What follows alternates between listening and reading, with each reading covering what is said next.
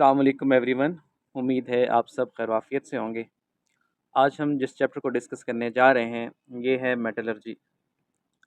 तो सबसे पहले देखिएगा मेटलर्जी किसे कहते हैं।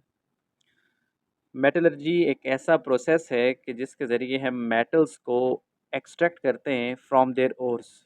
ठीक है, मेटल की एक्सट्रैक्शन का जो प्रोसेस है उसे मेटलर्जी कहा जाता है। तो यहाँ ज़रा देखिएगा, the entire scientific and technological process use for isolation of metal from its ores. ठीक है, ओर्स में से मेटल को आइसोलेट करना, एक्सट्रैक्ट करना, इस कंप्लीट प्रोसेस को क्या कहते हैं? मेटलर्जी। ठीक है, तो मेटलर्जी में क्या होता है, इसमें एक्सट्रैक्शन और आइसोलेशन होती है एलिमेंट की फ्रॉम इट्स कंबाइंड फॉर्म।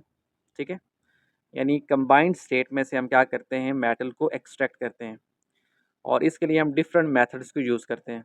ठीक है, तो तकरीबन डिफरेंट जो मेटल्स हैं, तमाम मेटल्स की एक्सट्रैक्शन के लिए कॉमन प्रोसेसेस, कॉमन प्रिंसिपल को यूज़ किया जाता है। ठीक है, some general principles are common to all the extraction processes of metals.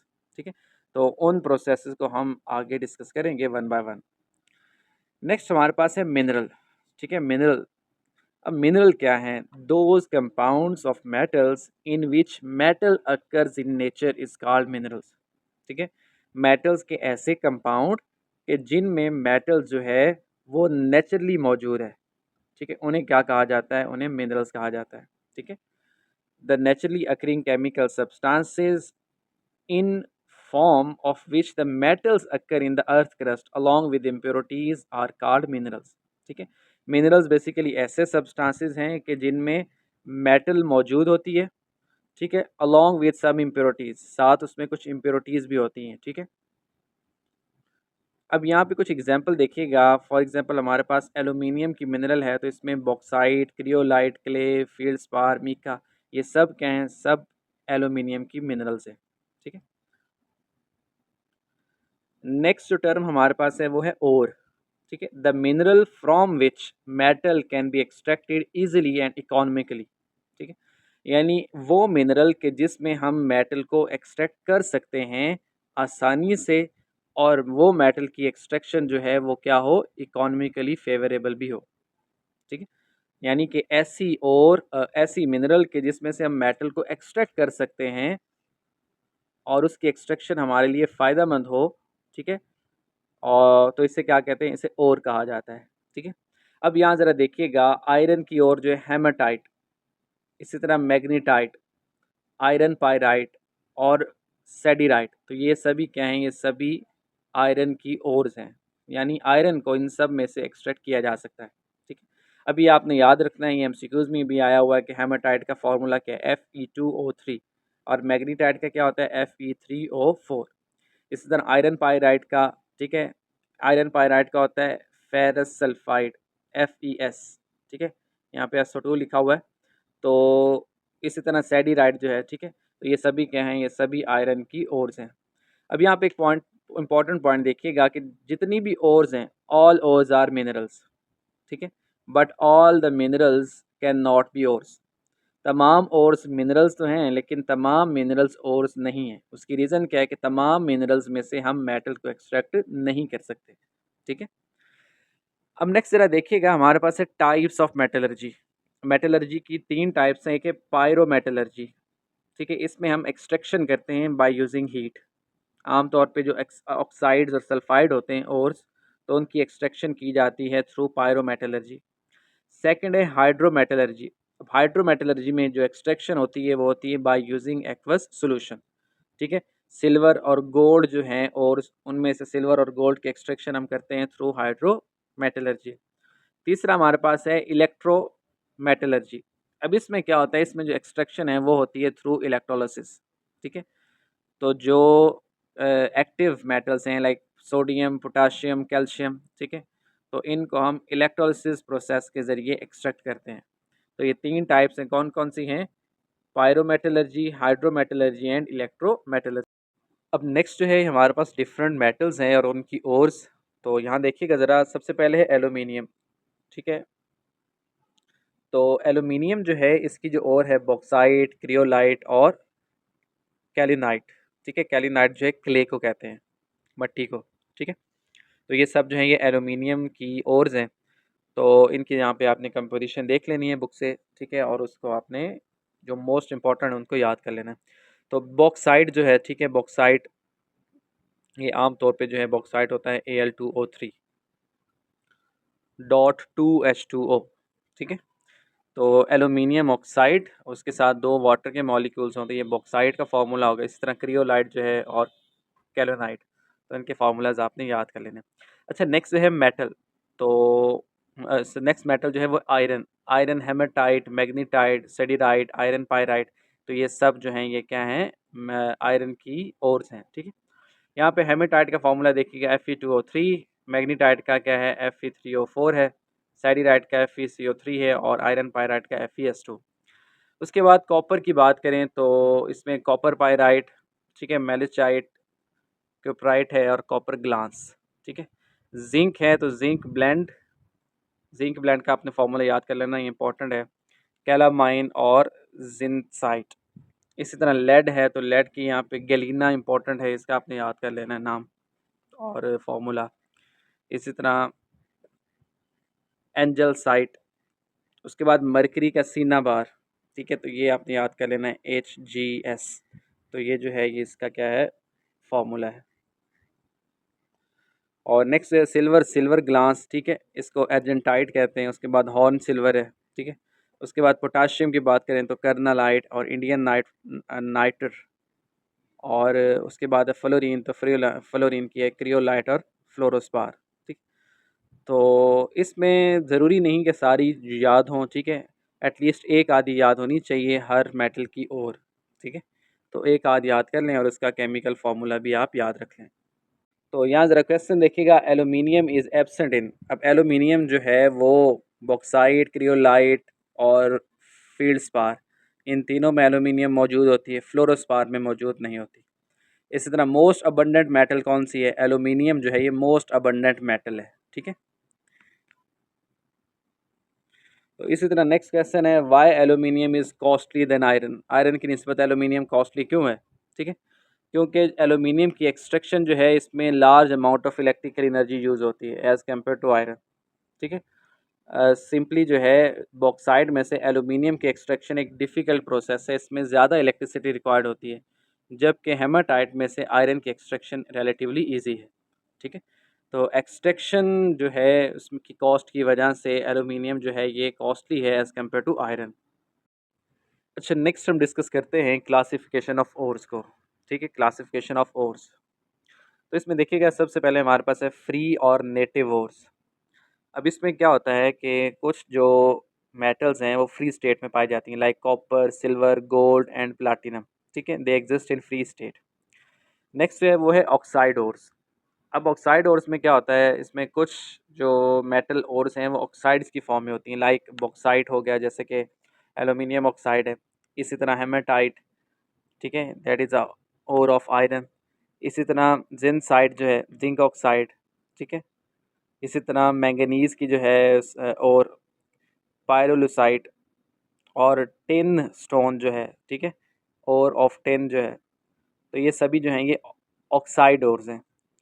इस तरह नेक्स्ट जो है वो है कार्बोनेट ओर्स। कुछ जो है मेटल और जो है वो कार्बोनेट की फॉर्म है, जैसे कि कैल्साइट कैल्शियम की ओर है, ठीक है, डोलोमाइट भी कैल्शियम और मैग्नीशियम की ओर है, ठीक है। और मेल्चाइट जो है ये किसकी है, कॉपर की ओर है।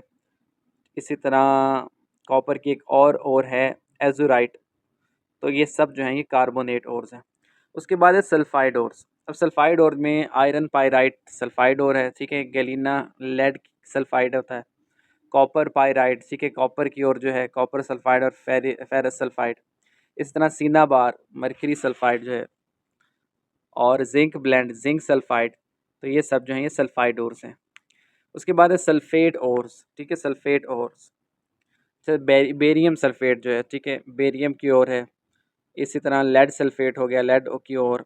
जिप्सम, ठीक है, कैल्शियम की जो ओर है। तो ये जो हैं ये क्या हैं, दे आर सल्फेट ओर्स।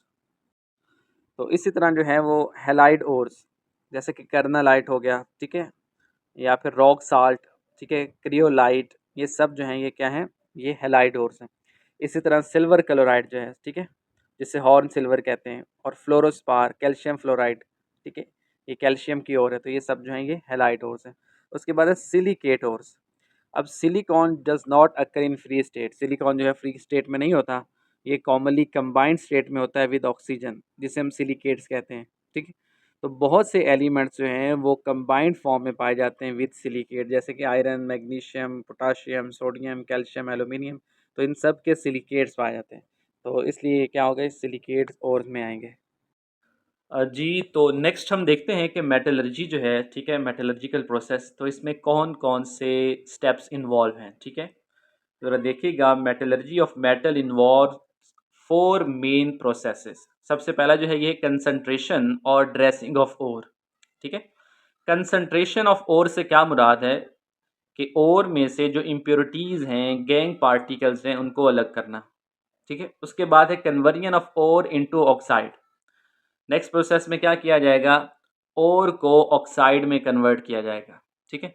उसके बाद क्या होगा, conversion of oxide into pure metal, ठीक है। जो ऑक्साइड है उसको प्योर मेटल में कन्वर्ट किया जाएगा, यानी कि एक्सट्रैक्शन की जाएगी। और लास्ट पे क्या है, लास्ट पे जो प्रोसेस है ये प्योरीफिकेशन ऑफ मेटल, ठीक है। लास्ट पे क्या होगा, जो मेटल हम एक्सट्रैक्ट करेंगे उसकी प्योरीफिकेशन होगी। तो ये 4 मेजर प्रोसेसेस इन्वॉल्व हैं मेटलर्जी में। तो यहाँ पे ज़रा फ्लो शीट डायग्राम देखिएगा, ठीक है। सबसे पहले क्या होगा, concentration of ore. Concentration of ore के लिए डिफरेंट जो हैं वो मेथड्स हैं, ठीक है। Hydraulic, magnetic separation, fourth flotation, leaching, तो इन सब के थ्रू क्या किया जाता है, ओर की कंसंट्रेशन की जाती है, ठीक है। उसके बाद अगर हमारे पास मेटल जो है वो हाई रिएक्टिविटी की है, ठीक है, तो फिर क्या करते हैं, उसकी इलेक्ट्रोलिसिस की जाती है मोल्टन ओर की, और वहाँ से प्योर मेटल को हासिल किया जाता है। अगर मेटल जो है मीडियम रिएक्टिविटी की हो तो क्या किया जाता है, ठीक है, इसको कार्बोनेट ओर या सल्फाइड ओर में कन्वर्ट किया जाता है, ठीक है। अगर कार्बोनेट ओर है तो उसकी कैल्सिनेशन की जाएगी, और अगर सल्फाइड ओर है तो उसकी रोस्टिंग की जाएगी, ठीक है। उसके बाद ये किस में कन्वर्ट होगी, ऑक्साइड में। उसके बाद रिडक्शन के थ्रू इसको मेटल में कन्वर्ट किया जाएगा, और देन क्या होगा, प्योरीफिकेशन ऑफ मेटल, ठीक है। और अगर हमारे पास मेटल जो है लो रिएक्टिविटी वाली हैं तो उनको सल्फाइड ओर्स में कन्वर्ट किया जाता है, फिर रोस्टिंग की जाती है, फिर मेटल एक्सट्रैक्शन की जाती है, और एंड पे क्या होता है, रिफाइनिंग, ठीक है। तो ये ओवरऑल जो है मेटलर्जिकल प्रोसेस है, ठीक है। Depend upon the reactivity of metal, different जो है मैकेनिज्म और डिफरेंट जो है पाथ उसको चूज़ किया जाता है। अब यहाँ पे हमारे पास है रिएक्टिविटी सीरीज, ठीक है। तो ज़रा देखिएगा, जो अल्कली और अल्कलाइन अर्थ मेटल्स हैं दे आर मोस्ट रिएक्टिव, ठीक है। पोटाशियम हो गया, सोडियम, कैल्शियम, मैग्नीशियम, ठीक है, एल्यूमिनियम, सो ये क्या है, ये रिएक्टिव मेटल्स हैं, ठीक है। उसके बाद डाउन द जो ग्रुप है ये रिएक्टिविटी क्या हो रही है, ठीक है, ये down the series reactivity decrease हो रही है। उसके बाद जो है माइल्ड रिएक्टिव कौन सी हैं, जिंक, आयरन, लेड, ठीक है। उसके बाद अगर नीचे आए तो copper, mercury, silver, gold, platinum, ठीक है। तो ये क्या है, ये दे आर नोबल मेटल्स, ठीक है, इनकी रिएक्टिविटी सबसे कम होती है। तो ये जो सीरीज़ है ये क्या है, ये रिएक्टिविटी सीरीज़ है ऑफ मेटल्स, ठीक है। Alkali metals are the most reactives, और जो नोबल मेटल्स हैं लाइक सिल्वर, गोल्ड और प्लाटिनम वो लीस्ट रिएक्टिव है। अब यहाँ पे देखिएगा कि हम मेटलर्जिकल जो प्रोसेस है उसको हम स्टडी करने लगे, ठीक है। तो सबसे पहले क्या किया जाता है, जो ओर है उसको क्रश किया जाता है, ठीक है, उसको स्मॉलर पीसेस में कन्वर्ट किया जाता है, ठीक है। वो किस तरह करते हैं, ग्राइंडर के ज़रिए करते हैं या जा क्रशर्स को यूज़ किया जाता है, ठीक है। पहले क्या किया जाएगा, क्रश किया जाएगा ओर को, फिर उसे ग्राइंड किया जाएगा ताकि वो स्मॉलर पीसेस में कन्वर्ट हो, ठीक है, ताकि क्या हो, जो एक्सट्रैक्शन प्रोसेस है वो ईजी हो जाए, ठीक है। तो सबसे पहला स्टेप क्या होगा, क्रशिंग ऑफ ओर, ठीक है। उसके बाद क्या करते हैं, उस ओर में से जो इम्प्योरिटीज़ हैं, गैंग पार्टिकल्स हैं, उनको अलग करते हैं, और इस प्रोसेस को कहा जाता है कंसंट्रेशन ऑफ द ओर, ठीक है, या क्या कहते हैं, एनरिचमेंट ऑफ ओर या ड्रेसिंग ऑफ ओर कहा जाता है, ठीक है। तो इसको हम क्या कह सकते हैं, द रिमूवल ऑफ इम्प्योरिटीज और gangue particles from the ore is called concentration और ड्रेसिंग ऑफ ओर, ठीक है। अब ये जो कंसंट्रेशन है इसके फिजिकल मेथड्स भी हैं और केमिकल मेथड्स भी हैं। तो सबसे पहला जो मेथड है ये हमारे पास क्या है, इट इज़ ग्रेविटी सेपरेशन, या इसे हाइड्रोलिक वॉशिंग कहते हैं, या इसे लेविगेशन कहा जाता है, ठीक है। दोबारा सुनिएगा, हाइड्रोलिक वॉशिंग, ग्रेविटी सेपरेशन और लेविगेशन। ठीक है, अब यहाँ पे ज़रा देखिएगा कि इसमें क्या होता है। ये जो मेथड है ये आम तौर पे एप्लीकेबल है फॉर ऑक्साइड एंड कार्बोनेट ओर। ठीक है, ऑक्साइड और कार्बोनेट ओर जो है उसकी कंसंट्रेशन की जाती है थ्रू हाइड्रोलिक वॉशिंग। अब इसमें क्या किया जाता है, ठीक है, ये हाइड्रोलिक क्लासीफायर है। यहाँ से क्या होगा, यहाँ से जो क्रश ओर है, क्रस्ट ओर, ठीक है, उसको स्ट्रीम ऑफ वाटर में इंट्रोड्यूस करवाया जाएगा। ठीक है, अब ओर जो है उसकी डेंसिटी ज़्यादा होती है, जबकि गैंग पार्टिकल्स की या इम्प्योरिटीज़ जो हैं वो लाइटर होती हैं। तो होगा क्या कि जो हैवी ओर है वो नीचे सेटल डाउन हो जाएगी, जबकि लाइटर गैंग पार्टिकल्स इम्प्योरिटीज़ जो हैं वो वाटर के साथ क्या हो जाएंगी, अलग हो जाएंगी। ठीक है, तो इस तरह क्या किया जाता है, इस मेथड को ग्रेविटी सेपरेशन कहते हैं। यानी कि डेंसिटी की बेस पे, ठीक है, वेट की बेस पे क्या किया जाता है, गैंग पार्टिकल्स और ओर को अलग किया जाता है। ओर पार्टिकल्स जो हैं वो नीचे सेटल डाउन हो जाएंगे, जबकि लाइटर गैंग पार्टिकल्स वाटर के साथ वॉश आउट हो जाएंगे। अब यहाँ पे ये पॉइंट देखिएगा, basic principle of this method is the difference in specific gravity. यानी डेंसिटी जो है वो क्या है, गैंग पार्टिकल और ओर के दरम्यान डिफरेंशिएट करने की वजह बनती है। ठीक है, तो गैंग पार्टिकल्स लाइटर होते हैं और वॉश हो जाते हैं by the jet of water, और ओर पार्टिकल्स हैवियर होने की वजह से बाकी नीचे रह जाते हैं। ठीक, अब यहाँ पे ज़रा देखिएगा, गैंग या मैट्रिक्स किसे कहते हैं, जो अनवांटेड अर्थली इम्प्योरिटीज़ हैं। ठीक है, जो कि ओर के साथ अनवांटेड पार्टिकल्स आ जाते हैं, इम्प्योरिटीज़ आ जाती हैं, उन्हें गैंग कहा।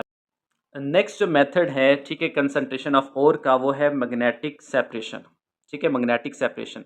और ये जो प्रोसेस है, इस प्रोसेस के थ्रू हम जो मैग्नेटिक ओर है, ठीक है, उसको सेपरेट करते हैं। ठीक है, उसकी कंसंट्रेशन की जाती है, उसमें से इम्प्योरिटीज़ को अलग किया जाता है।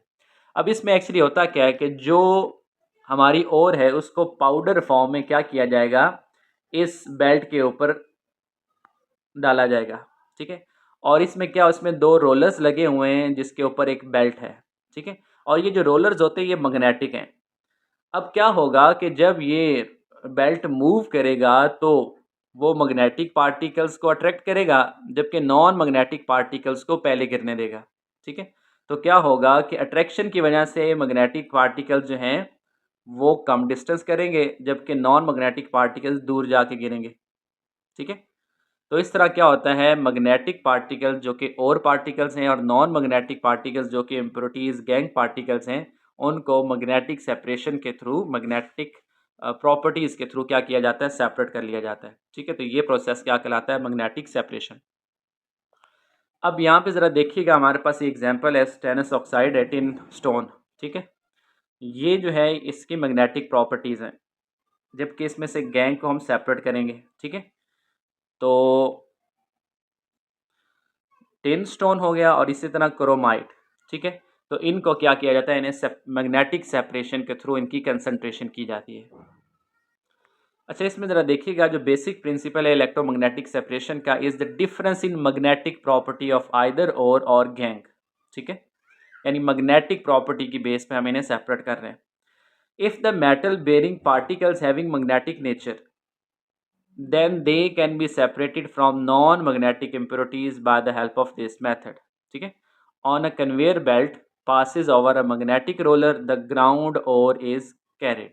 ठीक है, और कह रहे हैं कि क्या है कि अगर मेटल, ठीक है, हमारी जो ओर है उसमें जो मेटल मौजूद है वो मैग्नेटिक नेचर रखती है, तो फिर हम क्या कर सकते हैं, इस प्रोसेस के ज़रिए उसको इम्प्योरिटीज से सेपरेट कर सकते हैं। ठीक है, अब यहाँ जरा देखिएगा एक एडिशनल इंफॉर्मेशन कि Michael Faraday discovered that when a substance is put in a magnetic environment, the intensity of the environment is modified by it.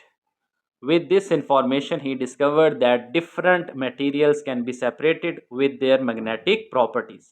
ठीक है, माइकल फ्राडे ने क्या डिस्कवर किया कि अगर सब्सटेंसेस को हम मैग्नेटिक इन्वायरमेंट में प्लेस करें, ठीक है, तो उससे क्या होता है, इन्वायरमेंट जो है, इन्वायरमेंट में चेंजिंग आती है, और इस बेस पे, मैग्नेटिक इन्वायरमेंट की बेस पे हम क्या कर सकते हैं, मटेरियल्स को सेपरेट कर सकते हैं। अच्छा, यहाँ पे क्वेश्चन देखिएगा, an ore of tin containing ferrous carbonate ठीक है, इज कंसनट्रेटेड बाय। तो इसको जो है हम मैग्नेटिक सेपरेशन के थ्रू जो है वो सेपरेट कर सकते हैं। ठीक है, टिन की जो ओर है, एन ओर ऑफ टिन, तो हमने पीछे डिस्कस किया था कि टिन स्टोन जो है, ठीक है, तो क्योंकि वो मैग्नेटिक प्रॉपर्टीज रखता है तो इस वजह से हम इसको सेपरेट कर सकते हैं। कंसंट्रेशन ऑफ ओर का जो थर्ड मेथड है वो है फ्रोथ फ्लोटेशन मेथड। ठीक है, अब ये जो मेथड है it is use for the concentration of sulphide ores. ठीक है, हमने पहले पढ़ा कि ऑक्साइड और कार्बोनेट ओर्स के लिए हम ग्रेविटी सेपरेशन यूज़ करते हैं, और सल्फाइड और जो है इसके लिए फ्रोथ फ्लोटेशन प्रोसेस को यूज़ किया जाएगा, और ये एक फिजिकल मेथड है। ठीक है, अब फ्रोथ फ्लोटेशन प्रोसेस में देखिएगा कि इसमें क्या होता है, इसका जो बेसिक प्रिंसिपल है, ठीक है, फ्रोथ फ्लोटेशन मेथड का, वो है is the difference in wetting properties of ore and gangue particle. ठीक है, वेटिंग प्रॉपर्टीज की बेस पे अब ओर पार्टिकल्स जो हैं वो ऑयल के साथ वेट होना चाहते हैं, आर वेटेड बाय ऑयल, जबकि गैंग पार्टिकल्स जो हैं वो वाटर फेज में जाना चाहते हैं। ठीक है, अब इसमें हम क्या करते हैं, इसमें जो फ्रोथर है, फ्रोथिंग एजेंट, वो हम पाइन ऑयल को यूज़ करते हैं या टर्पेंटाइन को। ठीक है, इनको यूज़ किया जाता है, या फिर मस्टर्ड ऑयल को। ठीक, अब ऑयल को यूज़ किया जाएगा और उसको वाटर के साथ क्या किया जाएगा, मिक्स किया जाएगा, और जब हम क्रस्ट और उसमें डालेंगे तो क्या होगा, सल्फाइड और पार्टिकल्स कहाँ जाएंगे, वो ऑयल लेयर में जाएंगे, जबकि गैंग पार्टिकल्स कहाँ जाएंगे, वो वाटर लेयर में नीचे सेटल डाउन हो जाएंगे। ठीक है, तो इस तरह क्या किया जाता है, फ्रोथ बबल्स प्रोड्यूस होते हैं, ठीक है, विच कैरी द सल्फाइड और पार्टिकल्स। ठीक है, तो इस तरह क्या होगा कि ऊपर वाली लेयर जो होगी वो किसकी होगी, वो फ्रोथ की होगी, जिसमें सल्फाइड और पार्टिकल्स हैं तो उनको अलग कर लेंगे, और नीचे गैंग पार्टिकल्स जो हैं वो सेटल डाउन हो जाएंगे। ठीक है, तो यहाँ पे ज़रा देखिएगा, कलेक्टर या फ्लोटिंग एजेंट जो है वो क्या है, सोडियम अल्काइल एक्जेलेट। ठीक है, ये नेम दोबारा देखिएगा, सोडियम अल्काइल जेंटेट। ठीक है, और फ्लोथ स्टेबलाइजर जो है वो हम यूज़ करते हैं क्रीसोल या फिर एनिलीन को। ठीक है, और डिप्रेसेंट जो है वो क्या है, सोडियम साइनाइड, और एक्टिवेटर जो है इसमें यूज़ किया जाता है सोडियम सल्फाइड एक्टिवेटर्स, जो क्या करते हैं, increase the effect of collector. ठीक है, तो ये डिफरेंट जो एजेंट्स यूज़ किए जा रहे हैं, तो आपने इसमें एक इंपॉर्टेंट पॉइंट याद रखना है कि फ्लोथ फ्लोटेशन का प्रोसेस क्या है। ठीक है, wetting characteristics, wetting properties of ore and gangue particles, और इसमें हम यूज़ फ्रोथिंग एजेंट किस को यूज़ करते हैं, पाइन ऑयल को या मस्टर्ड ऑयल को या टर्पंटाइन को। ठीक है, तो बाकी जो हैं अगर तो आपको ये याद हो जाए बाकी एजेंट्स जो हैं, दैट्स गुड। ठीक है, अदरवाइज इतनी इंफॉर्मेशन याद होनी चाहिए कि फ्रोथ फ्लोटेशन प्रोसेस एक्चुअली है क्या। तो इस तरह एमसीक्यूज भी आ सकता है कि froth flotation process is use for the concentration of, किसकी कंसंट्रेशन के लिए इसको यूज़ किया जाता है, सल्फाइड ओर्स की कंसंट्रेशन के लिए। अच्छा, नेक्स्ट देखें कि जो कंसंट्रेशन ऑफ ओर है, ठीक है, उसके फिजिकल मेथड हमने डिस्कस किए। ठीक है, जिसमें हमने ग्रेविटी सेपरेशन और मैग्नेटिक सेपरेशन और फ्रोथ फ्लोटेशन प्रोसेस। ठीक है, इसी तरह कंसंट्रेशन ऑफ ओर के लिए कुछ केमिकल मेथड्स भी हैं। तो सबसे पहला जो मेथड है ये है लीचिंग। ठीक है, लीचिंग, लीचिंग में क्या होता है कि इसमें एक सूटेबल रिएजेंट को यूज़ किया जाता है which combines with ore to make it soluble while impurities like gangue remain insoluble. अब इसमें हम एक ऐसा रिएजेंट यूज़ ऐड करेंगे जो कि क्या करेगा, और के साथ कंबाइन होके उसको सॉल्युबल फॉर्म में ले आएगा। ठीक है, जबकि गैंग पार्टिकल्स जो हैं वो इनसॉल्युबल रहेंगे। तो इस तरह फिर क्या होगा, हम गैंग पार्टिकल्स को सेपरेट कर लेंगे और से। अच्छा, देखिएगा कि लीचिंग प्रोसेस के ज़रिए हम सिल्वर, गोल्ड और एल्यूमिनियम और जो हैं, ठीक है, इनकी कंसंट्रेशन कर सकते हैं, यानी इनसे इम्प्योरिटीज़ को रिमूव कर सकते हैं। ठीक है, किस मेथड के ज़रिए, लीचिंग के ज़रिए।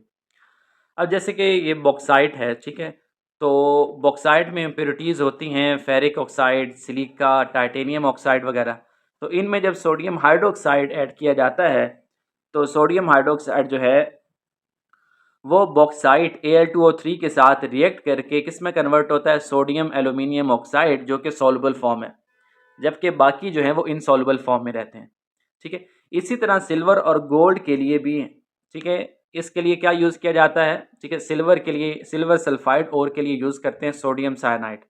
ठीक है, तो यहाँ पे क्या बनेगा, यहाँ पे कॉम्प्लेक्स बनेगा। ठीक है, और इन द एब्सेंस ऑफ ऑक्सीजन ये रिएक्शन क्या हो जाएगा, रिवर्सिबल हो जाएगा।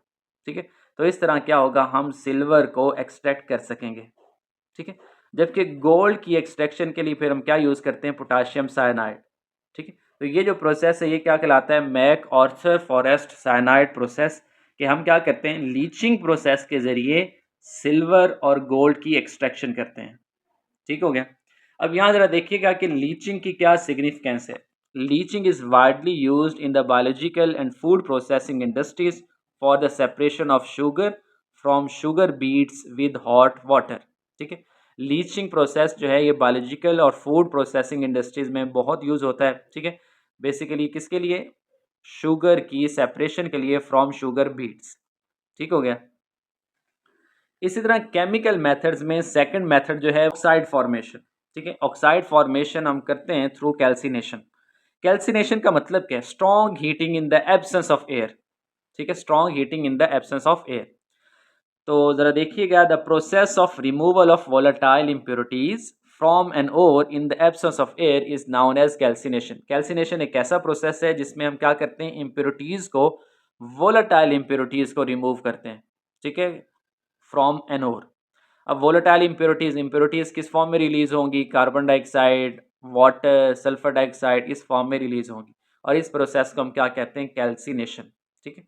अब यहाँ पे ज़रा देखिएगा, हमारे पास जो है, अगर हमारे पास क्या हो, लेड कार्बोनेट, ठीक है, सिरुसाइट जो है, और तो इसको हीट करेंगे तो यहाँ से कार्बन डाइऑक्साइड रिमूव हो जाएगी। जिंक कार्बोनेट को रिमूव करेंगे तो अगेन कार्बन डाइऑक्साइड। इसी तरह कैल्शियम कार्बोनेट, ठीक है, जितने भी कार्बोनेट्स हैं इनकी कैल्सिनेशन करने से क्या होगा, हमारे पास मेटल ऑक्साइड बनेगा और साथ में कार्बन डाइऑक्साइड रिलीज होगी, ठीक है। तो इसी तरह एलुमिना आयरन ऑक्साइड हेमेटाइट है, ठीक है, उसके बाद एलुमिनियम हाइड्रोक्साइड है, ठीक है। तो ये Al2O3 में ऑक्साइड में कन्वर्ट होगा और साथ में क्या होगा, वाटर रिलीज होगा, ठीक है। तो कैल्सिनेशन प्रोसेस क्या है, the process of removal of volatile impurities from an ore in the absence of oxygen. अब यहाँ पे ज़रा देखिएगा कि कैल्सिनेशन जो है is carried out in case of carbonate के केस में, हाइड्रोक्साइड के केस में और हाइड्रेटेड ऑक्साइड के केस में कैल्सिनेशन की जाती है। अच्छा, कैल्सिनेशन के एडवांटेज देखिएगा, सबसे पहले ऑर्गेनिक मैटर इज़ डिस्ट्रॉयड, ठीक है, और becomes porous and easily workable, rate of reaction increase हो जाता है, मॉइस्चर जो है वो रिमूव हो जाता है और ऑक्साइड फॉर्मेशन होती है, ठीक है। तो कैल्सिनेशन के ये एडवांटेज है कि इसमें क्या होगा, ऑर्गेनिक मैटर जो है वो डिस्ट्रॉय हो जाएगा, ठीक है। हमारे पास जस्ट क्या होगा, मेटल ऑक्साइड पीछे बच जाएगा, ठीक है, मॉइस्चर भी रिमूव हो जाएगा और जो और है वो पोरस फॉर्म में आ जाएगी, यानी ईजिली वर्केबल होगी और रेट ऑफ रिएक्शन जो है वो इंक्रीज हो जाएगा, ठीक है। अब नेक्स्ट जो हमारे पास ऑक्साइड फॉर्मेशन का प्रोसेस है ये है रोस्टिंग, ठीक है, क्या है, रोस्टिंग। अब रोस्टिंग क्या होता है, रोस्टिंग जो है ये भी रिमूवल होता है, ठीक है, ऑफ इम्प्योरिटीज, ठीक है, by heating in the presence of oxygen. Calcination क्या था, heating in the absence of oxygen. Roasting क्या होता है, heating in the presence of oxygen. तो यहाँ पे जरा इसकी डेफिनेशन देखिएगा, the removal of excess sulphur content in the form of sulphur dioxide from sulphide ore by the heating and presence of air called roasting. अब हमने पीछे पढ़ा कि अगर हमारे पास क्या हो, कार्बोनेट्स हो, ठीक है, हाइड्रोक्साइड या फिर क्या हो, हाइड्रेट्स, तो उसके लिए हम कैल्सिनेशन करते हैं, ठीक है। तो उसमें क्या होता है, उसमें वाटर, कार्बन डाइऑक्साइड वगैरह रिलीज हो जाते हैं, ठीक है। अगर हमारे पास क्या हो, हमारे पास जो है सल्फाइड ओर हो, तो सल्फाइड ओर के लिए हम क्या करेंगे, रोस्टिंग करेंगे, ठीक है। रोस्टिंग कैसे होगी कि हम ओर को हीट करेंगे इन द प्रेजेंस ऑफ एयर, तो जितनी भी सल्फर है वो सल्फर डाइऑक्साइड की फॉर्म में रिलीज हो जाएगी। इस प्रोसेस को क्या कहते हैं, इसे कहते हैं रोस्टिंग। अब यहाँ पे जरा देखिएगा, strong heating in the presence of air, इसे क्या कहा जाता है, इसे कहा जाता है रोस्टिंग। अब हमारे पास सल्फाइड और है गैलीना, ठीक है, लेड सल्फाइड। तो जब ये ऑक्सीजन की प्रेजेंस में हीट किया जाएगा तो किस में कन्वर्ट होगा, लेड ऑक्साइड और sulphur dioxide, sulphur dioxide gas release हो जाएगी। इसी तरह जिंक ब्लेंड किस में कन्वर्ट होगा, जिंक सल्फाइड में, और जिंक ऑक्साइड में कन्वर्ट होगा, साथ में सल्फर डाइऑक्साइड गैस रिलीज होगी। तो यहाँ पे क्या आएगा, यहाँ पे जिंक ऑक्साइड आएगा। एडवांटेज ऑफ रोस्टिंग देखिएगा कि जो इम्प्योरिटीज़ हैं लाइक आर्सेनिक, ठीक है, और फॉस्फोरस वगैरह या फिर एंटीमनी, इनको हम रिमूव कर सकते हैं इन the form of their volatile oxides, ठीक है। जितनी भी इम्प्योरिटीज़ होंगी वो ऑक्साइड की फॉर्म में कन्वर्ट होंगी और रिलीज हो जाएंगी, ठीक है। In the form of sulphur dioxide excess sulphur भी रिमूव होती है सल्फर डाइऑक्साइड की फॉर्म में, ठीक है। और नतीजतन हमारे पास क्या बनता है, मेटल ऑक्साइड बनता है, ठीक है। तो यहाँ पे इम्पोर्टेंट पॉइंट याद रखिएगा कि अगर हमारे पास कार्बोनेट, ठीक है, और हाइड्रोक्साइड या फिर हाइड्रेट्स हो तो हम कैल्सिनेशन करेंगे, और अगर हमारे पास सल्फाइड ओर हो तो रोस्टिंग की जाएगी। कैल्सिनेशन क्या होता है, heating of the ore in the absence of oxygen in the absence of air, और रोस्टिंग क्या होता है, heating in the presence of air. Strong heating, heating भी क्या होनी चाहिए, स्ट्रॉन्ग होनी चाहिए। और कैल्सिनेशन हो या रोस्टिंग हो, दोनों जो हैं वो रेवर्बरेटरी फर्नेस में की जाती हैं। अच्छा, यहाँ पे क्वेश्चन देखिएगा, in the extraction of copper from its sulphide ore the metal is finally obtained by the reduction of copper oxide with, ठीक है। अब ज़रा देखिएगा कि क्या होता है कि कॉपर सल्फाइड जो है, ठीक है, Cu2S, ये ऑक्सीजन के साथ रिएक्ट करता है और किस में कन्वर्ट होता है, कॉपर ऑक्साइड में, ठीक है। तो ज़रा देखिए, in the extraction of copper from its sulphide ore, तो सबसे पहले कॉपर ऑक्साइड में कन्वर्ट होगा, फिर कॉपर ऑक्साइड जो है इसकी क्या होगी, इसकी रिडक्शन होगी। रिडक्शन किससे होगी, कॉपर सल्फाइड से, और फिर ये किस में कन्वर्ट होगा, मेटेलिक कॉपर में, और साथ में सल्फर डाइऑक्साइड गैस रिलीज होगी, ठीक है। तो इसलिए इसका करेक्ट आंसर जो होगा वो क्या होगा, वो होगा कॉपर सल्फाइड, ठीक है। इसका फर्स्ट ऑप्शन जो है ये करेक्ट है। अच्छा, नेक्स्ट जो है हम मेटलर्जी का सेकंड जो प्रोसेस है, ठीक है, वो स्टार्ट करेंगे, ठीक है। पहले स्टेप में हमने पढ़ा है कंसंट्रेशन ऑफ ओर, ठीक है, कंसंट्रेशन ऑफ ओर। उसमें हमने सबसे पहले पढ़ा कि फिजिकल मेथड्स हैं और केमिकल मेथड्स हैं। फिजिकल मेथड में हमने ग्रेविटी सेपरेशन, मैग्नेटिक सेपरेशन और फ्लो फ्लोटेशन प्रोसेस पढ़ा। उसके बाद केमिकल मेथड्स में हमने लीचिंग को डिस्कस किया, ठीक है, और इसके अलावा कैल्सिनेशन और रोस्टिंग को, ठीक है। अब हम क्या करेंगे, सेकंड जो मेटलर्जी का प्रोसेस में हम देखेंगे कि ore, conversion of ore into oxide, ठीक है। पहले स्टेप में क्या था कि हमने गैंग पार्टिकल्स को, इम्प्योरिटीज़ को रिमूव किया था। अब हम क्या करेंगे, ओर को उसके ऑक्साइड में कैसे कन्वर्ट किया जाता है। तो ज़रा देखिएगा, हमारे पास यहाँ पे सबसे पहले है बेयर्स प्रोसेस, ठीक है। हमारे पास इम्प्योरिटी जो है वो क्या है, फेरिक ऑक्साइड है, और सोडियम हाइड्रोक्साइड के साथ इसका कोई रिएक्शन नहीं होता। जबकि हमारे पास और जो है एल्यूमिनियम और बॉक्साइड, तो सोडियम हाइड्रोक्साइड के साथ ये रिएक्ट करके सॉल्युबल कॉम्प्लेक्स बनाता है, और फिर एक्सेस ऑफ वाटर ऐड करें तो ये एल्यूमिनियम हाइड्रोक्साइड बना देगा, ठीक हो गया। इसी तरह सेकंड जो है हॉल प्रोसेस, इसमें क्या है कि इम्प्योरिटीज़ जो है फेरिक ऑक्साइड बेस के साथ इसका कोई रिएक्शन नहीं है, लेकिन जो हमारी और है बॉक्साइड, तो सोडियम कार्बोनेट के साथ रिएक्ट करके क्या बनाती है, सॉल्युबल कॉम्प्लेक्स, जो कि सॉल्युबल है, और एक्सेस वाटर ऐड करेंगे तो किस में कन्वर्ट होगी, एल्यूमिनियम हाइड्रो ऑक्साइड में, ठीक है।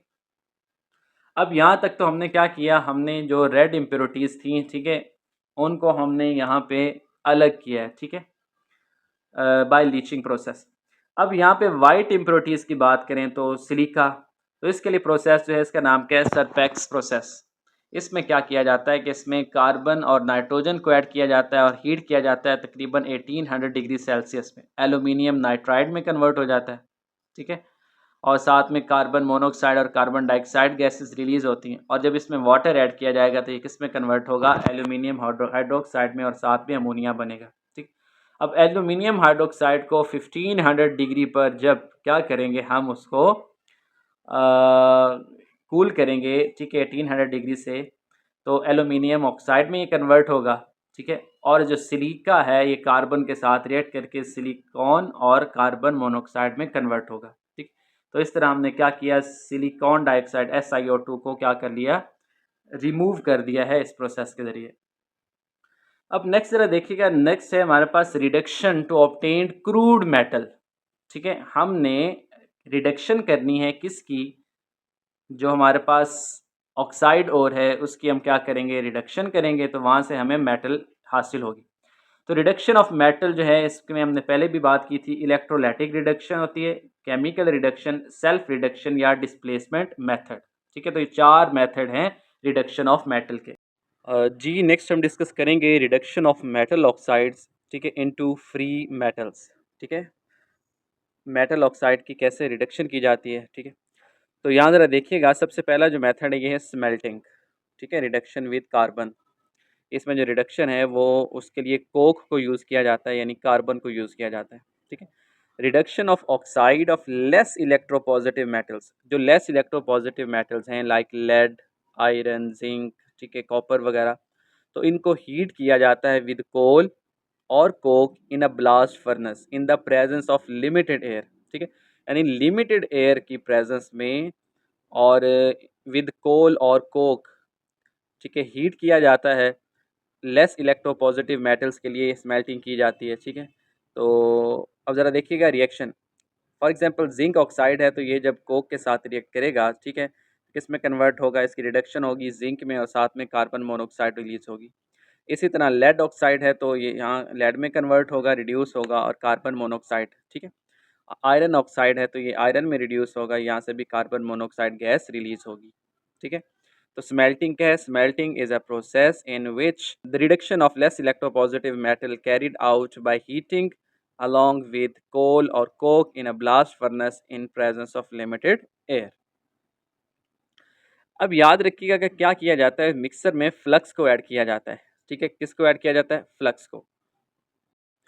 अब नेक्स्ट जरा देखिएगा कि फ्लक्स क्या है। फ्लक्स बेसिकली एक ऐसा सब्सटेंस है, ठीक है, जिसको ऐड किया जाता है नॉन फ्यूजेबल इम्प्योरिटीज़ को रिमूव करने के लिए। ठीक है, नॉन इम्प्योरिटीज़ जो नॉन फ्यूजेबल हैं, यानी कि जो मेल्ट नहीं हुई, जिनकी फ्यूजन नहीं हुई, तो नॉन फ्यूजेबल इम्प्योरिटीज़ को रिमूव करने के लिए फ्लक्स को ऐड किया जाता है। ठीक है, फ्रॉम रोस्टेड और कैल्सिनाइड और as fusible substance known as slag. अब होता क्या है कि जब फ्लक्स ऐड करेंगे तो नॉन फ्यूजेबल इम्प्योरिटीज़ जो हैं वो फ्लक्स के साथ मिलके फ्यूजेबल स्लैग में कन्वर्ट होंगी। ठीक है, तो इस तरह क्या किया जाएगा, उसको रिमूव कर लिया जाएगा।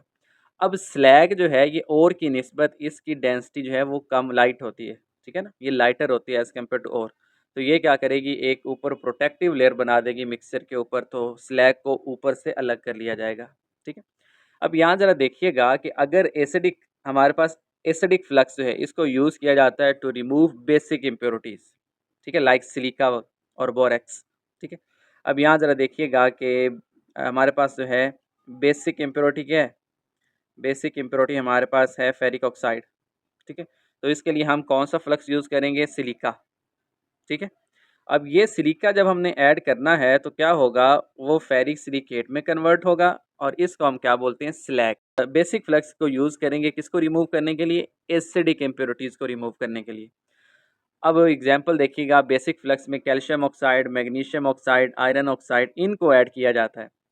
ठीक है, अब यहाँ पे ज़रा देखिएगा कि फॉस्फोरस पेंटाऑक्साइड जो है ये क्या है? ये एक एसिडिक इम्प्योरिटी है, तो इसके लिए हम कैल्शियम ऑक्साइड को ऐड करेंगे, तो ये किस में कन्वर्ट होगा? कैल्शियम फॉस्फेट में, जो कि फ्यूजेबल फॉर्म में आ जाएगा, तो ये क्या कहलाएगा? स्लैग। ठीक है, तो इसको हम क्या कर लेंगे? इसको सेपरेट कर लेंगे। अब ये दोबारा ज़रा सुनिएगा, हमने स्मेल्टिंग में क्या किया है? हमने स्मेल्टिंग में जो ऑक्साइड ओर है उसको कोक के साथ हीट किया इन the presence of limited air.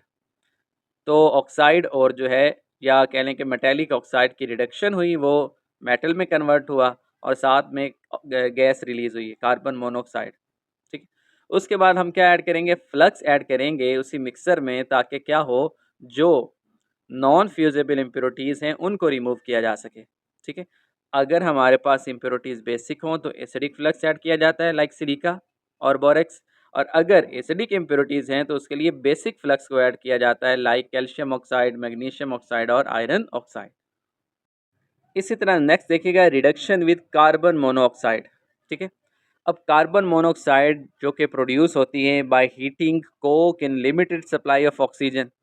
ठीक है, अगर हम क्या करें, एक्सेस अमाउंट हो ऑक्सीजन की, तो कार्बन डाइऑक्साइड बनेगा। तो कार्बन मोनोऑक्साइड की प्रोडक्शन के लिए क्या होना चाहिए? ऑक्सीजन की लिमिटेड सप्लाई होनी चाहिए। ठीक है, तो कार्बन मोनोऑक्साइड भी यूज़ होती है एज रिड्यूसिंग एजेंट। अब यहाँ ज़रा देखें कि आयरन ऑक्साइड है, तो जब ये कार्बन मोनोऑक्साइड के साथ रिएक्ट करेगा तो आयरन ऑक्साइड रिड्यूस होगा आयरन में और कार्बन मोनोऑक्साइड ऑक्सीडाइज होगा कार्बन डाइऑक्साइड में। इसी तरह लेड ऑक्साइड किस में कन्वर्ट होगा? लेड में, और साथ में क्या बनेगा, कार्बन डाइऑक्साइड। इसी तरह ज़रा देखिए कि reduction with highly electropositive metal, ठीक है, कुछ मेटल ऑक्साइड जो हैं जो कि कार्बन से रिड्यूस नहीं होते, which are not reduced by carbon. उसमें क्रोमियम ट्राईऑक्साइड है, टाइटेनियम क्लोराइड है, इसी तरह मैंगनीज ऑक्साइड, ठीक है। तो ये ऐसे मेटेलिक ऑक्साइड हैं जो कार्बन से रिड्यूस नहीं होते, ठीक है। तो इनको रिड्यूस किया जाता है by highly electropositive metals like sodium, potassium, aluminium और मैग्नीशियम, ठीक है। तो इसको क्या बोलते हैं, इसको कहते हैं इलेक्ट्रोमेटलर्जी। इसको क्या कहा जाता है, इलेक्ट्रोमेटलर्जी, ठीक है। अब इसमें क्या होगा कि for example aluminium is obtained by the electrolysis of alumina, ठीक है, यूजिंग क्रियोलाइट। अब एल्यूमिना जो है, इससे हम एल्यूमिनियम को हासिल करते हैं थ्रू इलेक्ट्रोलिसिस, ठीक है। और इसके लिए क्या यूज़ किया जाता है, क्रियोलाइट को यूज़ किया जाता है, ठीक है। तो इलेक्ट्रोमेटलर्जी क्या है, एक ऐसा प्रोसेस कि जिसमें हम क्या करेंगे, रिडक्शन करेंगे इन the presence of highly electropositive metal. और ये इलेक्ट्रोलिसिस पे बेस्ड होता है, ये प्रोसेस जो होगा इसमें इलेक्ट्रोलिसिस होगी।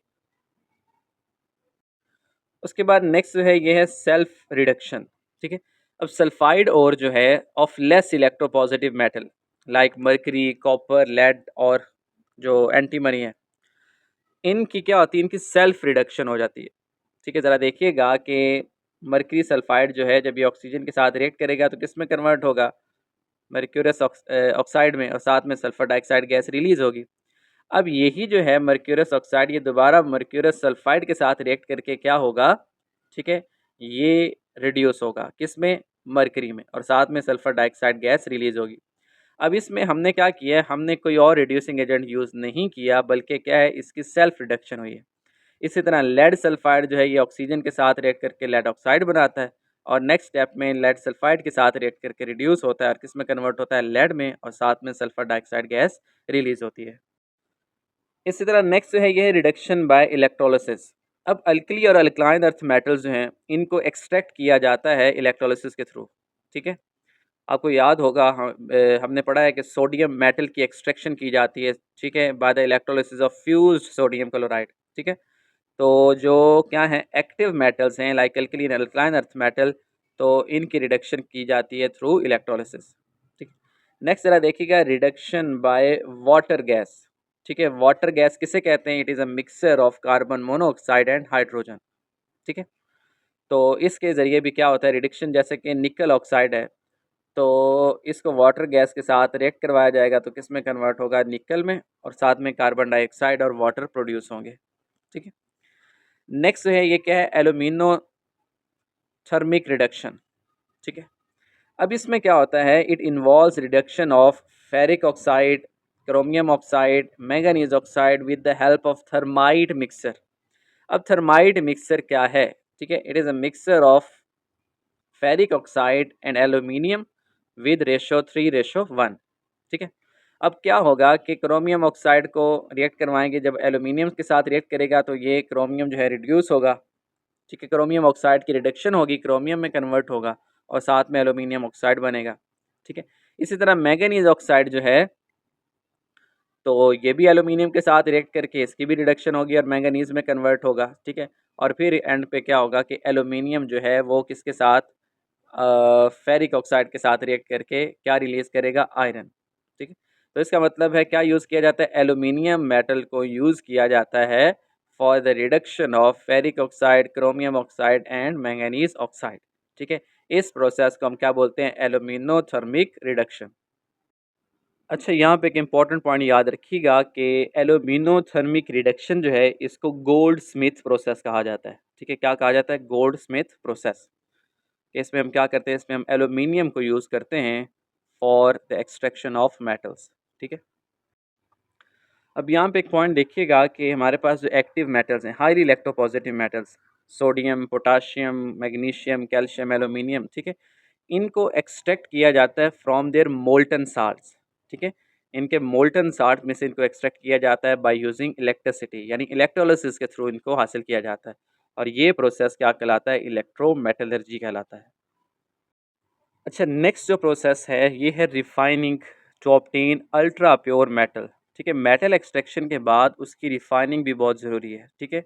क्योंकि मेटल जब एक्सट्रैक्ट की जाती है तो प्योर फॉर्म में नहीं होती, ठीक है।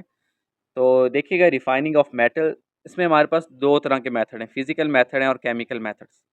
फिजिकल मेथड में हमारे पास है liquation process, fractional distillation, zone refining और फ्रैक्शनल क्रिस्टलाइजेशन, ठीक है। जबकि केमिकल मेथड में हमारे पास ऑक्सीडेटिव रिफाइनिंग है, पॉलिंग प्रोसेस, इलेक्ट्रोलाइटिक रिफाइनिंग और वेपर फेज रिफाइनिंग। तो ये डिफरेंट प्रोसेस हैं फॉर रिफाइनिंग ऑफ मेटल्स। तो यहाँ पे देखिएगा सबसे पहले है लिक्वेशन, ठीक है। अब लिक्वेशन प्रोसेस बेस्ड है on the difference in fusibility of the metal in impurities, ठीक है। अब इसमें क्या होता है कि जो मेटल है और इम्प्योरिटीज़ उनकी फ्यूजिबिलिटी के डिफरेंस पे, ठीक है, उनमें से एक क्या करेगा, एक मेल्ट हो जाएगा जबकि दूसरा मेल्ट नहीं होगा, ठीक है। तो इस तरह क्या है कि जो जो मेल्ट हो जाएगा, ठीक है, फॉर एग्जांपल हमारे पास जो मिक्सर है ये किसका है, जिंक और लेड का है।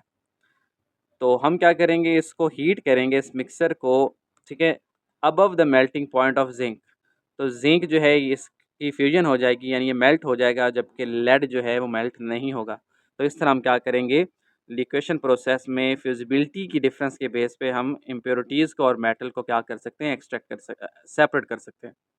तो ये ज़रा देखिएगा, this method use to purify the metal, ये किन मेटल की प्योरीफिकेशन के लिए यूज़ होता है, लेड, टिन, एंटीमनी और बिस्मथ, ठीक है। इसी तरह नेक्स्ट है ये डिस्टिलेशन। अब इसमें क्या होता है, in this case metal having lower values of boiling point are purifies easily, ठीक है। इसमें क्या होता है डिस्टिलेशन में कि बॉइलिंग पॉइंट की बेस पे सेपरेशन की जाती है, ठीक है। तो ये जो मेथड है इसको यूज़ किया जाता है to purify the metals like zinc, cadmium and mercury, ठीक है। अब ज़रा नेक्स्ट देखिएगा, जोन रिफाइनिंग में क्या होता है। The basic concept of zone refining is impurities are more soluble in molten state of metal than in solid state of metal, ठीक है। अब क्या होता है कि इम्प्योरिटीज़ मोर सॉल्युबल होती हैं जब मेटल क्या हो, मोल्टन स्टेट में हो, ठीक है, बजाय इसके कि मेटल जो है वो सॉलिड स्टेट में है, ठीक है। तो इस मेथड को यूज़ किया जाता है to purify the metals like silicon, germanium and gallium. अब जोन रिफाइनिंग बेसिकली हम इसको कह सकते हैं फ्रैक्शनल क्रिस्टलाइजेशन, ठीक है। तो इसमें जो इम्प्योरिटीज़ और मेटल है, ठीक है, इम्प्योरिटीज़ और मेटल इनको हम सॉल्युबिलिटी की बेस पे सेपरेट कर सकते हैं, ठीक है। और जोन रिफाइनिंग के थ्रू हम हाई प्योरिटी के मेटल को हासिल करते हैं। यहाँ ज़रा देखिएगा, in zone refining very high purity semiconductors are obtained. अब यहाँ पे ज़रा देखिएगा, ठीक है, यहाँ पे हमारे पास क्या है, ठीक है, ये एक रॉड है, ठीक है, जो कि किस पे मुश्तमिल है, ठीक है, हमारे पास ये है इम्प्योर मेटल, ठीक है। अब क्या किया जाता है, एक इंडक्शन कॉइल जो है वो इस रॉड के लेंथ के अलोंग क्या करती है, मूव करती है, ठीक है। Induction coil heaters moving as, क्या करेंगे, ये लेंथ के अलोंग मूव करेंगे। तो जैसे ही क्या होगा, हीटिंग जोन पे पहुंचेंगे तो मेटल मेल्ट होगी, ठीक है। और सारी इम्प्योरिटीज़ जो हैं वो आहिस्ता आहिस्ता मोल्टन जो है मेटल उसमें हल होती जाएंगी, जबकि बाकी जो है वो क्रिस्टलाइज होगा, ठीक है। तो हमने पहले पढ़ा है, प्रिंसिपल क्या पढ़ा है, कि जो इम्प्योरिटीज़ हैं वो मोल्टन मेटल में ज़्यादा सॉल्युबल होती हैं as compare to solid metal, ठीक है। तो क्या होगा कि जैसे वो पार्ट मेल्ट होगा तो सॉल्युबिलिटी जो है वो मोल्टन मेटल में सॉल्युबल होना शुरू हो जाएंगी, ठीक है, और बाकी पार्ट जो है वो क्रिस्टलाइज होगा। तो इस तरह क्या होता है कि इंडक्शन कॉइल मूव करती है, ठीक है, ये लेफ़्ट टू राइट क्या करेगी, मूव करेगी। और ये सेंटर में हमारे पास क्या है, मोल्टन जोन है, ठीक है, मोल्टन जोन, यहाँ पे क्या होगा, मेटल जो है वो मोल्टन फॉर्म में होगी, और आहिस्ता आहिस्ता इम्प्योरिटीज़ जो हैं वो इस मोल्टन फॉर्म में, मोल्टन मेटल में हल होंगी, और बाकी जो है फिर इस तरह क्या होगा, हम बाकी पार्ट को प्योर कर लेंगे। तो यहाँ ज़रा देखिएगा, जोन रिफाइनिंग को यूज़ किया जाता है germanium, silicon, boron, gallium, indium वगैरह के लिए। नेक्स्ट है हमारे पास केमिकल प्रोसेसेस, ठीक है। इसमें सबसे पहले है क्यूपिलेशन, ठीक है, क्यूपिलेशन। अब ये क्या है, it is use to refine silver containing impurity of lead, ठीक है, सिल्वर कॉन्टेनिंग इम्प्योरिटी जो है, ठीक है, उसको रिफाइन करने के लिए हम इसको यूज़ करते हैं, ठीक है। उसके बाद है polling, wooden Paul, green would, ठीक है, जो कि हाइड्रोकार्बन की परसेंटेज इसमें ज़्यादा होती है, तो इसको यूज़ किया जाता है to refine metal which has impurity of its own oxide. ठीक है, मेटल उसी मेटल के ऑक्साइड से अलग करने के लिए ये मेथड यूज़ किया जाता है। ठीक है, उसके बाद इलेक्ट्रोलाइटिक रिफाइनिंग है, ये इंपॉर्टेंट है और ये प्रोसीजर आपको पता होना चाहिए कि कैसे किया जाता है। ठीक है, अब इलेक्ट्रोलाइटिक रिफाइनिंग में हम किसकी प्योरीफिकेशन करते हैं? Copper, zinc, lead, aluminium, silver, gold. ठीक है, इन सब के लिए जो है इलेक्ट्रोलाइटिक रिफाइनिंग की जाती है। अब क्या होता है कि एनोड को हम लेते हैं, इम्प्योर मेटल को एनोड के तौर पे लेते हैं। ठीक है, और कैथोड के तौर पे हम थिन स्ट्रिप लेते हैं प्योर मेटल की, और इलेक्ट्रोलाइट लेते हैं उसी मेटल के साल्ट का सॉल्यूशन। ठीक है, सही हो गया। अब होगा क्या कि जब करंट प्रोवाइड किया जाएगा तो एनोड से मेटल जो है वो सॉल्यूशन में हल होती जाएगी और फिर कैथोड पे जाके डिपॉजिट होती जाएगी। ठीक है, तो क्या होगा कि जो इम्प्योरिटीज़ हैं वो नीचे सेटल डाउन हो जाएंगी, वो कैथोड पे जाके डिपॉजिट नहीं होंगी। ठीक है, तो इम्प्योरिटीज़ कहाँ पे जाती हैं? वो एनोड के नीचे जमा होती हैं, इसलिए उन्हें क्या कहा जाता है? एनोड मड कहा जाता है। तो आहिस्ता आहिस्ता क्या होगा, एनोड से मेटल डिज़ोल्व फॉर्म में सॉल्यूशन में आएगी और सॉल्यूशन से फिर कैथोड पे डिपॉजिट होगी। ठीक है, तो ये प्रोसेस जो है ये इलेक्ट्रोलिसिस के थ्रू होगा और इस तरह मेटल की इलेक्ट्रो डिफाइनिंग की जाती है।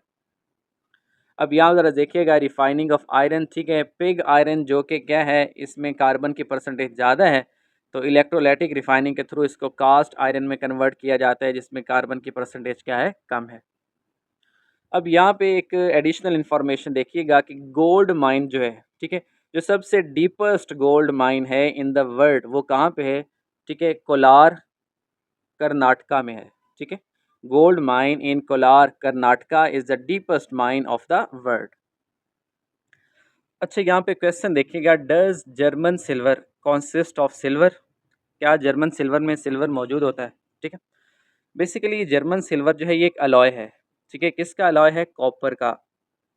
ठीक है, किसका अलॉय है? कॉपर का अलॉय है अलोंग विद निकल एंड जिंक।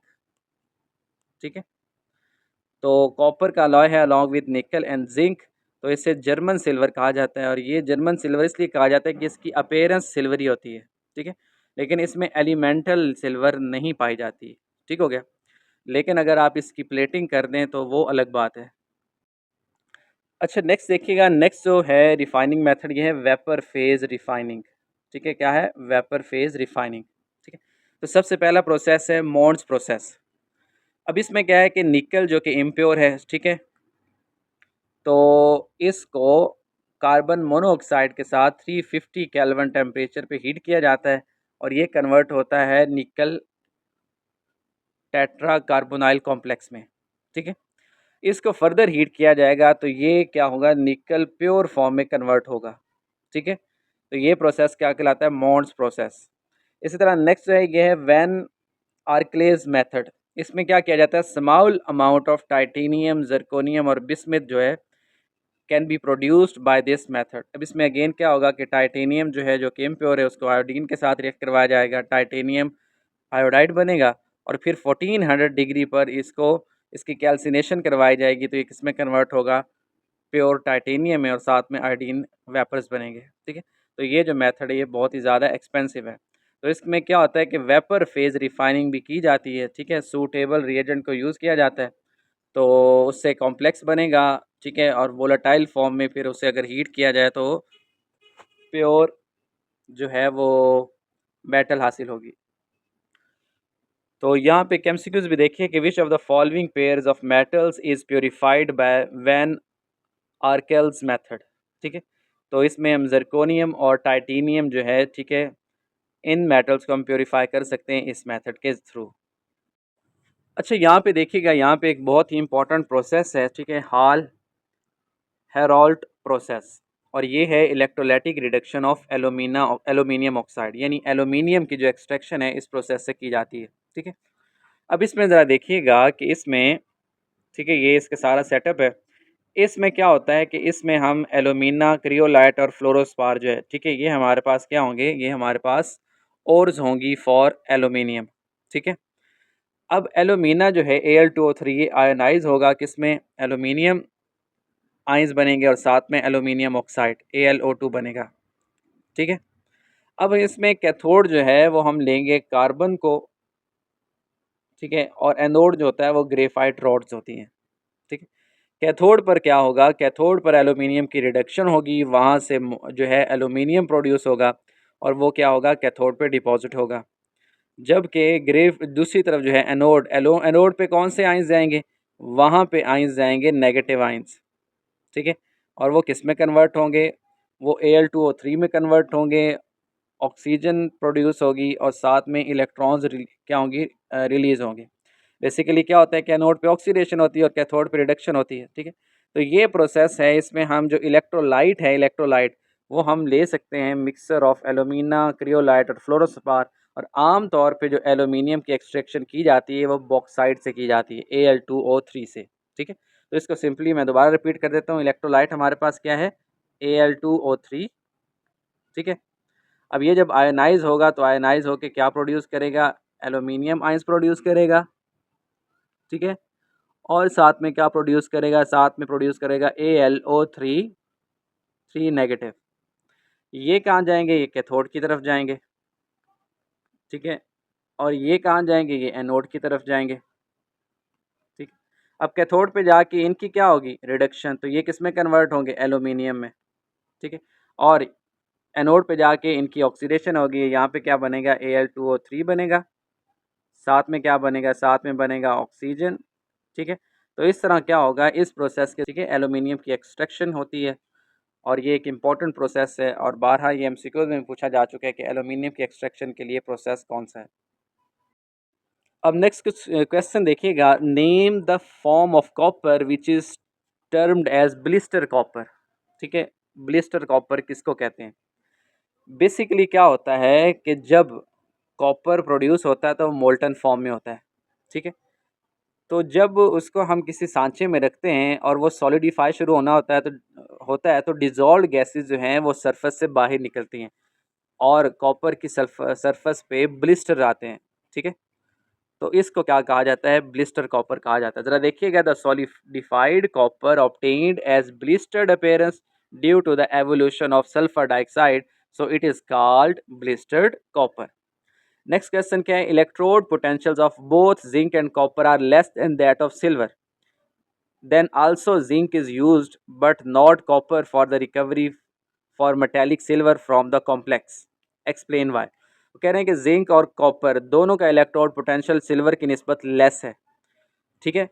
तो मेटेलिक सिल्वर को रिकवर करने के लिए हम जिंक को तो यूज़ करते हैं, कॉपर को यूज़ नहीं करते, रीज़न क्या है। तो ज़रा देखिएगा, zinc reacts as faster rate as compare to copper, ठीक है। और जिंक जो है ये चीपर है एज कम्पेयर टू कॉपर, तो इस वजह से इसको यूज़ किया जाता है। नेक्स्ट क्वेश्चन देखिएगा, which write the name with percentage of constituents of German silver.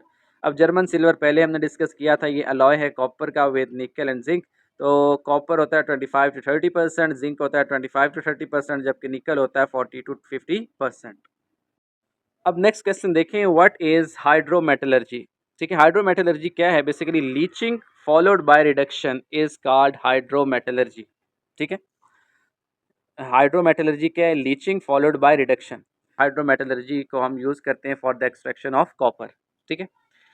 अच्छा नेक्स्ट देखिएगा, name the elements present in anode mud during refining of copper. अब कॉपर की रिफाइनिंग के लिए एनोड मड पे कौन सी मेटल्स, कौन सी एलिमेंट्स होते हैं, ठीक है। Name the elements, why does it contain such elements, reason भी बतानी है। अब बेसिकली आमतौर पे जो गोल्ड और सिल्वर जो हैं they are not oxidise by anode, ठीक है। एनोड मड में क्या होता है, जो इम्प्योरिटीज़ होती हैं वो एनोड के नीचे सेटल डाउन हो जाती हैं, ठीक है। क्योंकि हम एनोड पे क्या लेते हैं, इम्प्योर कॉपर को। अब गोल्ड और सिल्वर ये ऑक्सीडाइज नहीं, दे आर नॉट ऑक्सीडाइज, ये ऑक्सीडाइज नहीं होते, ठीक है। तो क्या होंगे, नीचे सेटल डाउन हो जाएंगे, they are less electropositive than copper, ठीक है। अब ज़रा देखें ना कि इम्प्योर कॉपर में एक तो कॉपर है, साथ में गोल्ड और सिल्वर है, तो ऑक्सीडाइज कौन होगा, वही होगा जिसका ऑक्सीडेशन पोटेंशियल ज़्यादा है, ठीक है। नेक्स्ट देखें क्वेश्चन नंबर जो है 10, write names of any 3 ores, ठीक है, by froth flotation process. 3 ores का नाम बताना है कि जिनकी कंसनट्रेशन की जाती है फ्रोथ फ्लोटेशन प्रोसेस से। तो लेड सल्फाइड, जिंक सल्फाइड और सीना बार यानी मर्क्यूरियस सल्फाइड। आपको याद होगा फ्रोथ फ्लोटेशन प्रोसेस में हमने पढ़ा था कि सल्फाइड ओर्स के लिए ये प्रोसेस यूज़ किया जाता है। नेक्स्ट क्वेश्चन देखें, what is the difference between the oxidation state of sulphur in product and reactant. ठीक है, अब यहाँ पे गलीना हमारे पास क्या है, लेड सल्फाइड। इसकी जब रोस्टिंग की जाती है तो मेटल ऑक्साइड में कन्वर्ट होता है और गैस। तो लेड सल्फाइड में जो सल्फ़र है इस पे -2 है, ठीक है, जबकि प्रोडक्ट में सल्फ़र पे +4 होता है। तो बेसिकली सल्फ़र यहाँ पे क्या हुआ है, ऑक्सीडाइज। नेक्स्ट क्वेश्चन है, what is the oxidation state of iron in fools gold. Fools gold किसे कहते हैं, फेरस सल्फाइड को फूल्स गोल्ड कहा जाता है। क्यों कहा जाता है, क्योंकि इसकी अपीयरेंस जो है वो किस तरह, गोल्ड की तरह की होती है। ठीक है, तो फेरस सल्फाइड में जो आयरन है इस पे क्या होता है, आयरन पे +2 चार्ज होता है। जी नेक्स्ट हम डिस्कस करेंगे आयरन। ठीक है, आयरन की जो मोस्ट इम्पॉर्टेंट ओर्स हैं वो है मैग्नीटाइट Fe3O4, haematite Fe2O3, limonite Fe2O3.3H2O। ठीक है, इसके अलावा आयरन पायराइट है, ठीक है, सेडीराइट, तो ये भी जो हैं आयरन की ओर्स हैं।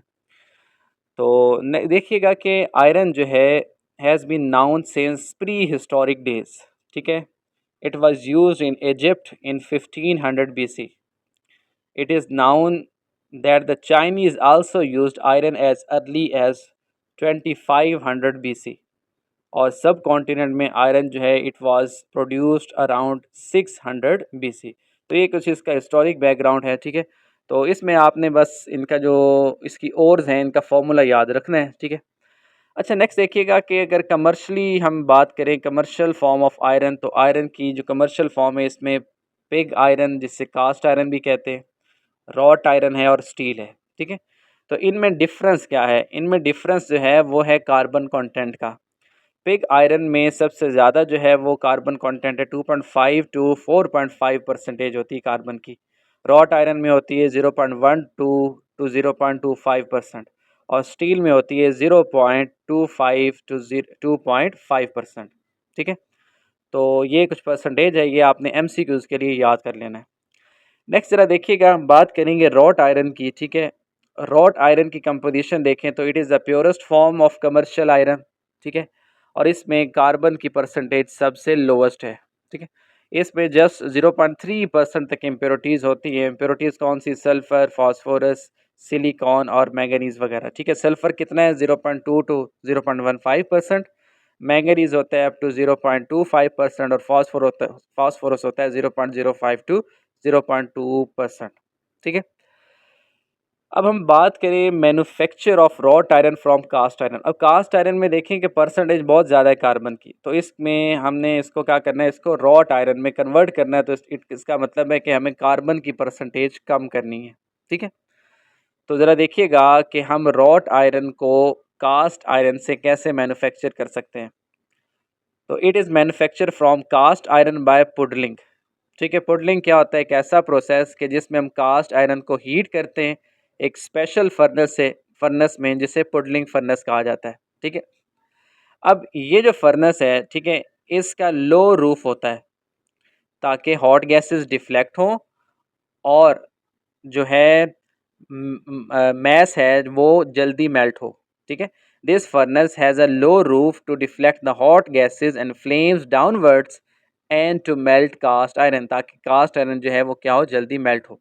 ठीक है, अब इसमें क्या होता है, the hearth of the furnace is lined, उसको इसकी लाइनिंग की जाती है हेमाटाइट के साथ Fe2O3 से, और कास्ट आयरन जो है इसको प्लेस्ड किया जाता है हर्थ में। ठीक है, और इसको मेल्ट किया जाता है बाय हॉट गैसेस, और स्टेयर्ड किया जाता है और पुडल्ड विद लॉन्ग आयरन रॉड्स, और उन्हें क्या कहा जाता है, लॉन्ग आयरन रॉड्स को रेबल्स कहते हैं। ठीक है, तो ये आपने याद रखना है कि लाइनिंग जो है किससे की जाती है, Fe2O3 से की जाती है। अब हर्थ से क्या मुराद है, हर्थ बेसिकली कहते हैं floor of a fire place. ठीक है, अच्छा यहाँ ज़रा देखिएगा, हेमाटाइट इस lining supplies oxygen necessary for the oxidation of carbon. ठीक है, हेमाटाइट बेसिकली क्या करता है, ये ऑक्सीजन सप्लाई करता है, ऑक्सीजन प्रोवाइड करेगा। ठीक है, और उससे क्या होगा, carbon, sulphur, silicon, manganese, phosphorus, इन सब की क्या होगी, ऑक्सीडेशन होगी। ठीक है, इन द कास्ट आयरन। अब ऑक्साइड जो हैं कार्बन के और सल्फ़र के, क्योंकि ये वोलेटाइल होते हैं तो ये एस्केप आउट हो जाएंगे एट हाई टेम्परेचर। अब ये ज़रा देखिएगा, ये क्या पुडलिंग फर्नेस है for the manufacture of wrought iron. अब इसमें क्या किया जाता है ज़रा देखिएगा, ये हेमाटाइट लाइनिंग है, ठीक है। अब इसका जो है, अब यहाँ देखें कि इसका रूफ जो है बहुत लो है, ताकि क्या हो, जो गैसेस प्रोड्यूस होंगी वो क्या करेंगी, वो डिफ्लेक्ट होंगी और इसकी क्या होगी, इसको जो कास्ट आयरन है वो जल्दी मेल्ट होगा, ठीक है। बाकी सारी गैसेस जो हैं, वेस्ट गैसेस यहाँ से बाहर चली जाएंगी, ठीक है। अच्छा ये ज़रा देखिएगा, हमारे पास क्या था, कास्ट आयरन में कार्बन की परसेंटेज ज़्यादा थी, ठीक है। तो होगा क्या कि कार्बन जो है ऑक्सीडाइज होगा कार्बन मोनोऑक्साइड में, सल्फ़र जो है वो सल्फ़र डाइऑक्साइड में, तो ये गैसेज जो हैं रिलीज़ हो जाएंगी। अब इसके अलावा बाकी जो हैं, जैसे कि मैंगनीज़, सिलिकॉन, फास्फोरस, ठीक है। तो मैंगनीज़ ऑक्साइड में कन्वर्ट होगा और मैंगनीज़ ऑक्साइड जो है वो फ्लक्स के साथ सिलिका के साथ रिएक्ट करके स्लैग में कन्वर्ट होगा, ठीक है। इसी तरह फास्फोरस जो है ये भी ऑक्सीडाइज होगा फास्फोरस पेंटाऑक्साइड में, और फिर ये आयरन ऑक्साइड के साथ रिएक्ट करके किस में कन्वर्ट होगा, स्लैग में, ठीक है। तो बेसिकली हम क्या कर रहे हैं, यहाँ पे इम्प्योरिटीज़ को रिमूव कर रहे हैं। तो जो मेल्टिंग पॉइंट है of the metal rises and it becomes a semi solid mass. At this stage it is taken out in the form of balls और blooms on the end of rabbles. जबकि बाकी जो है slag वगैरह, इसको ऊपर वाली लेयर से अलग कर लिया जाता है, ठीक है। अब यहाँ पे ज़रा देखिएगा, जो बॉल्स बनते हैं उनको हैमरिंग की जाती है to squeeze out as much as slag is as possible, ठीक। द प्रोडक्ट, जो बाकी जो प्रोडक्ट हमें बचता है, ठीक है, स्लैग को रिमूव करने के बाद, वो क्या होता है, वो रॉट आयरन होता है, ठीक। तो ज़रा देखिएगा इसका प्रोसेस क्या था कि हमने क्या किया, हमने कास्ट आयरन को हीट किया, ठीक है, पुडलिंग फर्नेस में, जिसमें जो हर्थ लाइनिंग थी वो किसकी थी, हेमाटाइट की थी, ताकि वो ऑक्सीजन सप्लाई करे और जितनी इम्प्योरिटीज़ हैं वो ऑक्सीडाइज हों। कुछ इम्प्योरिटीज़ जो हैं वो ऑक्सीडाइज होती हैं और गैसेस में कन्वर्ट होती हैं, लाइक कार्बन और सल्फ़र, ठीक है। कार्बन डाइऑक्साइड बनती है, या कार्बन मोनोऑक्साइड और सल्फ़र डाइऑक्साइड, तो वो एस्केप आउट हो जाती हैं। जबकि बाकी जो हैं, लाइक फास्फोरस, मैंगनीज़ वगैरह, तो उनके ऑक्साइड बनते हैं और वो सिलिका या फिर आयरन ऑक्साइड के साथ रिएक्ट करके स्लैग में कन्वर्ट होते हैं, और स्लैग जो है वो अपर लेयर से अलग कर लिया जाता है। बाकी जो चीज़ बचती है उसे क्या कहते हैं, रॉट आयरन, ठीक है। अच्छा देखिएगा, नेक्स्ट जो टॉपिक है ये क्या है, ये है स्टील, ठीक है। स्टील जो है is an alloy of iron, कि जिसमें क्या होता है, जिसमें कार्बन की परसेंटेज कितनी होती है, 0.25 to 2.5%, ठीक है। और इसमें कुछ सल्फ़र, फास्फोरस, सिलिकॉन और मैंगनीज़ के ट्रेसेस भी मौजूद होते हैं। तो यहाँ ज़रा देखिएगा, क्लासिफिकेशन ऑफ स्टील आपने ज़रूर याद करनी है। माइल्ड स्टील में कार्बन की परसेंटेज कितनी होती है, 0.1 to 0.2%, ठीक है। ये फेयरली सॉफ्ट होता है, मेलिएबल, डक्टाइल है, ठीक है। इसकी फॉर्गिंग की जा सकती है, ठीक है, यानी इसको प्रेस किया जा सकता है, इसको हैमरिंग के ज़रिए इसको शेप में कन्वर्ट किया जा सकता है, ठीक है। और इसको यूज़ किया जाता है ट्यूब्स, नट्स, बोल्ट्स, बार और बॉयलर प्लेट्स को बनाने के लिए। सेकंड है मीडियम कार्बन स्टील। ये जो है ये 0.2 to 0.7% होती है इसकी कार्बन की, ठीक है। ये हार्डर है as compare to mild steel, और ये मेलिएबल और डक्टाइल है, और इसको यूज़ किया जाता है रेल्स, एक्सेल्स और कास्टिंग्स वगैरह बनाने के लिए। उसके बाद है high carbon steel. High carbon steel में कार्बन की परसेंटेज ज़्यादा होती है, 0.7 to 1.5%, ठीक है। अब जित जैसे जैसे कार्बन की परसेंटेज बढ़ती जाएगी, हार्डनेस भी बढ़ती जाएगी, ठीक है। It is hard and can be forged when containing less than 1%। अगर 1% से लेस कार्बन है, फिर इसकी फॉर्गिंग की जा सकती है, यानी कि फिर इसको शेप दी जा सकती है कोई भी, ठीक है।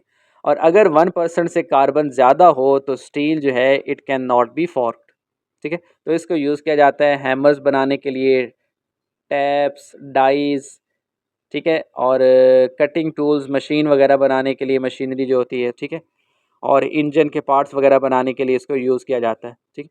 अब स्टील जो है बेसिकली क्या है, ये एक इंटरमीडिएट है in carbon content between cast iron and wrought iron. Cast iron और रॉट आयरन की निस्बत कार्बन कंटेंट जो है वो स्टील में क्या है, इंटरमीडिएट है, ठीक है। तो इसको कैसे प्रोड्यूस किया जा सकता है? इसको कास्ट आयरन से भी प्रोड्यूस किया जा सकता है कि क्या किया जाए, कार्बन को along with other impurities remove कर दें, ठीक है। कार्बन की परसेंटेज कम हो जाएगी तो वो किस में कन्वर्ट हो जाएगा? कास्ट आयरन, स्टील में, ठीक है। दूसरी तरफ क्या है कि रॉट आयरन में कार्बन की परसेंटेज या कार्बन की रिक्वायर्ड अमाउंट ऐड कर दी जाए तो इससे क्या होगा? स्पेशल प्रॉपर्टीज़ वाला स्टील हमें मिलेगा, ठीक है। अब इसमें क्या किया जाता है? By adding the required amount of carbon to wrought iron then adding some special constituents like tungsten, chromium, vanadium, molybdenum, manganese, nickel, cobalt, यानी ये जो डिफरेंट ट्रांजिशन मेटल्स हैं, ठीक है, इनको ऐड किया जाएगा ताकि डिज़ायर प्रॉपर्टी का स्टील बनाया जा सके, ठीक है। तो at present most of the steel, ज़्यादातर जो स्टील है वो कास्ट आयरन से मैन्युफैक्चर हो रहा है, ठीक है। कि कास्ट आयरन से क्या किया जाता है? उसको हीट किया जाता है, उसके बाद रिडक्शन होती है तो जो इम्प्योरिटीज़ हैं वो ऑक्साइड के फॉर्म में रिमूव हो जाती हैं। अब यहाँ पे ज़रा देखिएगा मैन्युफैक्चर ऑफ स्टील में, ठीक है, हमारे पास जो इम्पोर्टेंट प्रोसेसेस हैं, एक है ओपन हर्थ प्रोसेस, ठीक है, ओपन हर्थ प्रोसेस। इसमें कास्ट आयरन को यूज़ किया जाता है, रॉट आयरन को या स्टील स्क्रैप, ठीक है। दूसरा है बेस्मर प्रोसेस, इसमें जस्ट कास्ट आयरन को यूज़ किया जाता है, ठीक है। इसके अलावा कुछ और प्रोसेस भी हैं कि जिसमें क्या किया जाता है, जिसमें रॉट आयरन को यूज़ किया जाता है, ठीक है, स्टील की मैन्युफैक्चरिंग के लिए। तो ज़रा देखिएगा, हम डिस्कस करेंगे ओपन हर्थ प्रोसेस। ये एक मॉडर्न मेथड है for the manufacture of steel, ठीक है, और ये एक ओपन हर्थ फर्नेस में किया जाता है। अब इसमें ज़रा देखेंगे इसमें क्या होगा। फर्नेस जो है इसका लो रूफ होता है ताकि गैसेस डिफ्लेक्ट हों, ठीक है, और जो चार्ज है वो जल्दी मेल्ट हो जाए, ठीक है। और ओपन हर्थ फर्नेस जो है it works on the regenerative principle of heat economy, ठीक है। अब यहाँ ज़रा देखिएगा कि regenerative principle of heat economy में क्या होता है कि जो गैसेस प्रोड्यूस हो रही हैं, ठीक है, उन्हीं को ही यूज़ किया जा रहा है चार्ज को मेल्ट करने के लिए, ठीक है। अच्छा, यहाँ पे ज़रा देखिएगा, टू टाइप्स हैं ओपन हर्थ प्रोसेस की। एक है फर्नेस विद एसिडिक लाइनिंग, ठीक है, लाइक सिलिका। तो इसको यूज़ किया जाता है बेसिक इम्प्योरिटीज़ को रिमूव करने के लिए, लाइक मैंगनीज और सिलिकॉन। और दूसरा है फर्नेस विद बेसिक लाइनिंग, तो इसको एसिडिक जो इम्प्योरिटीज़ हैं उनको रिमूव करने के लिए यूज़ किया जाता है, ठीक है। अब यहाँ बेसिक लाइनिंग में हम कैल्शियम ऑक्साइड और मैग्नीशियम ऑक्साइड वगैरह को यूज़ करते हैं, जो कि फॉस्फोरस और सल्फ़र जो कि एसिडिक इम्प्योरिटीज़ हैं इनको रिमूव करने के लिए यूज़ होता है। अब यहाँ पे ज़रा प्रोसेस देखिएगा कि कास्ट आयरन और स्क्रैप स्टील और क्विक लाइम जो हैं, ठीक है, इस charge into the furnace. Temperature कितना होता है? 1600 डिग्री सेल्सियस। तो इससे क्या होता है, सिलिकॉन, मैंगनीज, जितनी भी इम्प्योरिटीज़ हैं वो बर्न आउट होती हैं, ठीक है। अब कार्बन है तो कार्बन मोनोऑक्साइड में कन्वर्ट होगा, सिलिकॉन सिलिकॉन डाइऑक्साइड में, मैंगनीज मैंगनीज ऑक्साइड में। तो कार्बन मोनोऑक्साइड तो एस्केप हो जाएगा, ठीक है। बाकी जो है, ठीक है, सिलिका और मैंगनीज ऑक्साइड, ठीक है, सिलिकॉन और मैंगनीज ऑक्साइड जो हैं इनको फिर रिमूव किया जाएगा। कैसे ये रिमूव होंगी ज़रा देखिएगा। सिलिका कैल्शियम ऑक्साइड से मिलेगा, ठीक है, और स्लैग बनाएगा कैल्शियम सिलिकेट। इसी तरह मैंगनीज ऑक्साइड से मिलेगा तो मैंगनीज सिलिकेट बनेगा, और सिलिका आयरन ऑक्साइड से के साथ रिएक्ट करके आयरन सिलिकेट में कन्वर्ट होगा। तो ये सब जो है स्लैग जो है इसको फिर ये सरफेस के ऊपर फ्लोट करेगा तो इसको मोल्टन मेटल के ऊपर से क्या कर लेंगे, रिमूव कर लेंगे। इसी तरह फॉस्फोरस और सल्फ़र वगैरह, ठीक है, ये क्या हैं, ये एसिडिक इम्प्योरिटीज़ हैं, तो इनके लिए क्या यूज़ किया जाता है, इनके लिए बेसिक लाइनिंग यूज़ होती है, ठीक है। तो आयरन ऑक्साइड जो है ये ज़रा देखिएगा, सल्फ़र के साथ रिएक्ट करके किस में कन्वर्ट होगा, सल्फ़र डाइऑक्साइड। फॉस्फोरस किस में कन्वर्ट होगा, फॉस्फोरस पेंटाऑक्साइड। और इसी तरह जो है फिर फॉस्फोरस पेंटाऑक्साइड कैल्शियम ऑक्साइड के साथ रिएक्ट करके कैल्शियम फॉस्फेट बनाएगा, ठीक है। और ये भी, इसको भी अपर सरफेस से अलग कर लिया जाएगा, ठीक है। और कैल्शियम ऑक्साइड और सल्फ़र डाइऑक्साइड ये रिएक्ट करके कैल्शियम सिलिकेट बनाएंगे। अब इसमें क्या किया जाता है, फिक्स्ड इंटरवल के बाद सैंपल लिया जाता है और इसमें कार्बन की परसेंटेज चेक की जाती है, ठीक है, रेगुलर इंटरवल्स के बाद, ठीक है। जब कार्बन की परसेंटेज रिड्यूस हो जाए कितनी, 0.1%, ठीक है, तो इसमें फिर क्या ऐड करते हैं, इसमें ऐड करते हैं फेरो मैंगनीज, यानी आयरन मैंगनीज और कार्बन का जो मिक्सर है इसको फेरो मैंगनीज कहा जाता है। ठीक है, इसकी वेट अमाउंट को ऐड किया जाता है। अब मैंगनीज क्या करता है, ये डीसल्फराइजेज द स्टील। कार्बन क्या करता है, कार्बन कंटेंट को राइज करता है ताकि रिक्वायर्ड वैल्यू तक पहुंच जाए। और after giving time for mixing little more ferro manganese को ऐड किया जाता है। ठीक है, and the charge is allowed to run into the moulds where it solidifies. ठीक है, तो फेरो मैंगनीज ऐड करने का मकसद क्या है, फेरो मैंगनीज है क्या, it is a mixture of iron manganese and carbon. तो जब हम मैंगनीज ऐड करेंगे तो ये स्टील को डीसल्फराइज करेगा, सल्फर को रिमूव करने में हेल्प करेगा, कार्बन जो है वो रिक्वायर्ड कार्बन कंटेंट तक उसके परसेंटेज को राइज करेगा, कार्बन परसेंटेज को। ठीक है, अच्छा नेक्स्ट देखिएगा कि द होल प्रोसेस टेक्स, कितना टाइम लगता है, तकरीबन 10 घंटे लग जाते हैं, 10 आवर्स। और स्लैग कंटेन्स कैल्शियम फॉस्फेट, और इसको ग्राइंड किया जाता है टू पाउडर, और इसको एज अ फर्टिलाइज़र यूज़ किया जाता है। तो ये जो था कंप्लीट प्रोसेस था, इसे क्या कहते हैं, ओपन हर्थ प्रोसेस। अच्छा, सेकंड जो प्रोसेस है इसका नाम है बेसमर्स प्रोसेस। ठीक है, क्या नाम है, बेसमर्स प्रोसेस। अब इसमें जो फर्नेस यूज़ की जाती है उसे बेसमर्स कन्वर्टर कहते हैं। ठीक है, जिसकी पेयर शेप्ड होती है। ठीक है, जो जिसमें जो वेसल है वो स्टील प्लेट से मिलके बनी होती है। ठीक है, at the bottom the converter is provided with a number of holes through which hot air can be introduce. ठीक है, इसके बॉटम पे क्या होते हैं, होल्स होते हैं जहाँ से हॉट एयर को इंट्रोड्यूस करवाया जाता है। ठीक है, अब ये जो कन्वर्टर है ये एक सेंट्रल एक्सिस के गिर्द टिल्ट कर सकता है, यानी आगे और पीछे को मूव कर सकता है ताकि जो मिक्सर है वो अच्छी तरह उसको मिक्स किया जा सके। ठीक है, तो it can B tilt in any desired position for feeding and pouring out the finished material. ठीक है, अब अच्छा देखिएगा कि मोल्टन पिग जो है ये कास्ट आयरन, उसको 25 to 30 टन जो है, ठीक है, from the blast furnace is fed into the converter, इसको कन्वर्टर में डाला जाता है और हॉट एयर पास की जाती है। ठीक है, अब होगा क्या, जब हॉट एयर पास की जाएगी और मोल्टन मैस में जो कार्बन है तो वो ऑक्सीडाइज होगी, सिलिकॉन भी ऑक्सीडाइज होगा, मैंगनीज भी ऑक्सीडाइज होगा। अब मैंगनीज जो है ये सिलिका के साथ, सिलिकॉन डाइऑक्साइड के साथ रिएक्ट करके स्लैग बना देगा। ठीक है, मैंगनीज सिलिकेट। अब यहाँ पे ज़रा देखिएगा कि इसके बॉटम में क्या है, ट्यूबर्स हैं जहाँ से हॉट जो है गैस को, हॉट एयर को इंट्रोड्यूस करवाया जाता है। ठीक है, अच्छा ये ज़रा देखिए कि कार्बन मोनोऑक्साइड जो प्रोड्यूस होती है burns at the mouth of the converter with a blue flame. ठीक है, ब्लू फ्लेम के साथ बर्न होती है। Iron is partially oxidised to ferric oxide. ठीक है, which also extracts carbon from cast iron to form carbon monoxide. अब होगा क्या कि आयरन पार्शली ऑक्सीडाइज होगी फेरिक ऑक्साइड में, और ये कार्बन के साथ रिएक्ट करके कार्बन को वहाँ से रिलीज करवाएगी in the form of carbon monoxide. ठीक है, तो within 10 to 15 minutes flame जो है, the flame due to carbon monoxide subsides, indicating that the carbon is completely oxidise. अब कार्बन मोनोऑक्साइड जो है वो इस कन्वर्टर के ओपनिंग पे, माउथ पे ब्लू फ्लेम के साथ बर्न होता है। तो जब ब्लू फ्लेम जो है वो शो होना बंद हो जाएगा तो इसका मतलब है कार्बन कम्प्लीटली ऑक्सीडाइज होगी।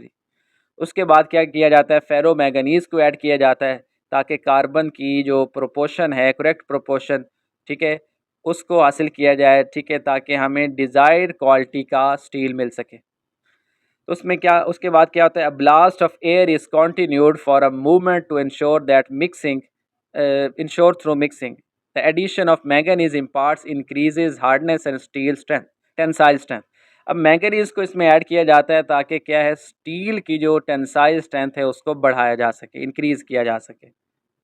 अब इसके अलावा जितनी भी इंट्रैप गैसेज होती हैं, बबल्स होती हैं, उनको रिमूव किया जाता है। ठीक है, जैसे कि ऑक्सीजन, नाइट्रोजन या कार्बन डाइऑक्साइड। तो इस मकसद के लिए एलुमिनियम को ऐड किया जाता है, एलुमिनियम को या फेरो सिलिकॉन को ऐड किया जाता है। तो एलुमिनियम क्या करता है, नाइट्रोजन के साथ रिएक्ट करके नाइट्राइड बना देगा, ऑक्सीजन के साथ रिएक्ट करके ऑक्साइड बनाएगा। ठीक है, तो at the end of the operation हमारे पास क्या आएगा, मोल्टन स्टील, जिसको हम पोर करेंगे मोल्ड्स में फॉर कास्टिंग, और उसके बाद such casting are free from any defect. उसके बाद क्या होगा, उसमें तमाम इम्प्योरिटीज़ जो हैं वो रिमूव हो चुकी होंगी। ठीक है, और फिर वो सॉलिड मोल्टन होगा तो वो किस में कन्वर्ट हो जाएगा, सॉलिडिफाई हो जाएगा। तो ये कंप्लीट प्रोसेस था बेस्मराइजेशन का, ठीक है। तो आयरन और स्टील वाले जो पोर्शन है, जो लास्ट पे हमने डिस्कस किया है, इसमें आपने एक तो जो कमर्शियल जो है फॉर्म ऑफ आयरन उनकी परसेंटेज याद रखनी है, स्टील में कार्बन की परसेंटेज याद रखनी है, ठीक है।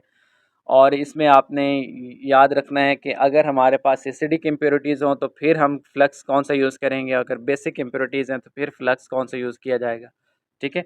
और एट द एंड जो है इंट्रैप्ड गैसेज जो होती हैं उनको कैसे रिमूव किया जाता है। और इसके अलावा फेरो मैंगनीज़ किसे कहते हैं, ठीक है। क्या डिफरेंस है ओपन हर्थ और बेस्मर प्रोसेस में, ठीक है, तो ये भी याद होना चाहिए।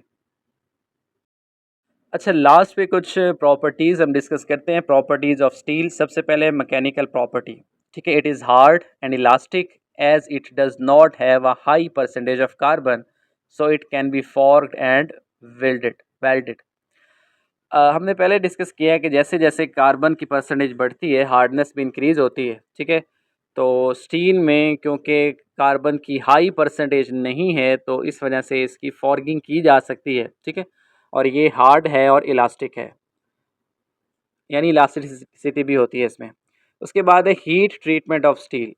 तो हार्डनेस और इलास्टिसिटी जो है स्टील की, इसको वेरी किया जा सकता है, चेंज किया जा सकता है by heating it at different temperatures, ठीक है। उसके बाद है एनीलिंग, ठीक है।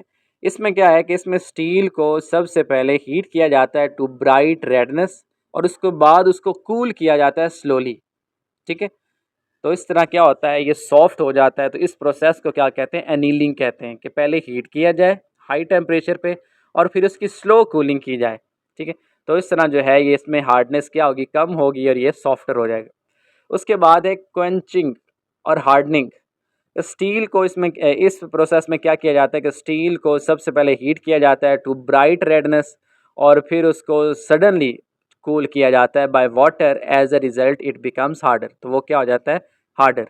अब ये डिफरेंस भी याद रखिएगा, एनीलिंग में स्लो कूलिंग होती है जबकि क्वेंचिंग में फास्ट कूलिंग की जाती है, ठीक है।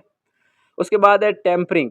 अब टेम्परिंग जो है, इसमें क्या होता है कि क्वेंच्ड जो स्टील है can be made to loss its brittleness by heating at various temperatures for various duration, ठीक है। डिफरेंट टेम्परेचर पे जब हम इसको हीट करते हैं तो स्टील की जो ब्रिटलनेस है वो ख़त्म हो जाती है। तो इस प्रोसेस में स्टील जो है इसको कन्वर्ट किया जाता है into a suitable state of hardness and elasticity. और इस प्रोसेस में क्या होता है, कलर्ड ऑक्साइड की फिल्म जो है वो बनती है स्टील के ऊपर, ठीक है। तो यानी कि स्टील को चेंज कर देना, या उसके जो करेक्टरिस्टिक्स हैं उसमें वेरिएशन ले आना, इसे क्या कहते हैं, टेम्परिंग कहते हैं। तो यहाँ ज़रा देखिएगा इफ़ेक्ट ऑफ टेम्परिंग। अगर टेम्परेचर जो है वो 200 से 230 डिग्री हो तो जो ऑक्साइड फिल्म बनती है वो येलो कलर की बनती है। अगर 225 से 270 डिग्री हो तो फिर ब्राउन फिल्म बनती है। अगर 300 डिग्री, ठीक है, या इससे अबव हो तो फिर ब्लू फिल्म बनती है, ठीक है। तो ये इफ़ेक्ट ऑफ टेम्परिंग है। अगर आप क्या कर रहे हैं, आप स्टील को टेम्पर कर रहे हैं, उसको टेम्परेचर दे रहे हैं, तो उससे क्या होगा, उसमें वेरिएशन आएगी और उसके ऊपर एक ऑक्साइड की फिल्म बनेगी, कलर्ड फिल्म। अच्छा, नेक्स्ट देखिएगा, नेक्स्ट है surface treatment of steel. Surface treatment of steel. अब इसमें क्या है, इसमें है केस हार्डनिंग। इस प्रोसेस में क्या किया जाता है, it is a process of producing a thin coating of hardened steel on the surface of the mild steel. Mild steel के ऊपर एक हार्डन्ड स्टील की कोटिंग की जाती है, ठीक है। और इसमें क्या होता है कि by heating mild steel with charcoal and then plugging it into oil. इसमें क्या करते हैं कि माइल्ड स्टील को चारकोल के साथ हीट करते हैं और उसके बाद उसको ऑयल में डाल देते हैं। तो क्या होता है कि स्टील जो है वो रेजिस्टेंस शो करेगा अगेंस्ट वेयर एंड टेयर। इसी तरह सेकंड जो है ये नाइट्राइडिंग। इस प्रोसेस में क्या होता है, it is a process of producing a hard coating of iron, ठीक है। आयरन की एक हार्ड कोटिंग जो है प्रोड्यूस की जाती है आयरन नाइट्राइड की on the surface of steel. यानी स्टील के ऊपर जो है आयरन नाइट्राइड की एक कोटिंग करना, इसे नाइट्राइडिंग कहेंगे। और ये कैसे की जाएगी कि स्टील को हीट किया जाए in the atmosphere of dry ammonia at 500 degree और 600 डिग्री फॉर 3 to 4 days, ठीक है। अब इसमें क्या किया जाता है कि जो स्टील है उसको 3 से 4 दिन जो है 500 to 600 डिग्री सेल्सियस पे, ठीक है, एटमॉस्फेयर ऑफ ड्राई अमोनिया में हीट किया जाता है। तो उसके ऊपर एक आयरन नाइट्राइड की कोटिंग हो जाती है। ठीक है। अच्छा, लास्ट पे यूजेस देखिएगा, यूजेस ऑफ स्टील। तो स्टील को यूज़ किया जाता है फॉर मेकिंग गार्डर्स, ठीक है, गार्डर बनाने के लिए, इसके लिए आर्मर प्लेट्स, नाइफ्स, रेजर्स, ठीक है। इसके अलावा बहुत से मशीनरी टूल्स बनाने के लिए इसको यूज़ किया जाता है। ठीक है। इसके अलावा जो है मैग्नेट्स और मैग्नेटिक नीडल्स को बनाने के लिए स्टील को यूज़ किया जाता है। तो स्टील की बहुत ज़्यादा एप्लीकेशन है। ठीक है। इसकी इंडस्ट्रियल एप्लीकेशन बहुत ज़्यादा है। तो इस चैप्टर में हमने मेटलर्जी को डिस्कस किया है। ठीक है। मेटलर्जी कि हम कैसे मेटल्स को एक्सट्रैक्ट कर सकते हैं, ठीक है, फ्रॉम देयर ओर्स, और इसमें कौन कौन से प्रोसेसेस इन्वॉल्व हैं। ठीक है। लास्ट में हमने आयरन और स्टील को डिस्कस किया। तो ये बहुत इंपॉर्टेंट चैप्टर है। ठीक है। इसमें बहुत से की पॉइंट्स हैं जो कि इंटरव्यूज़ में भी पूछे जाते हैं और टेस्ट में भी आ सकते हैं।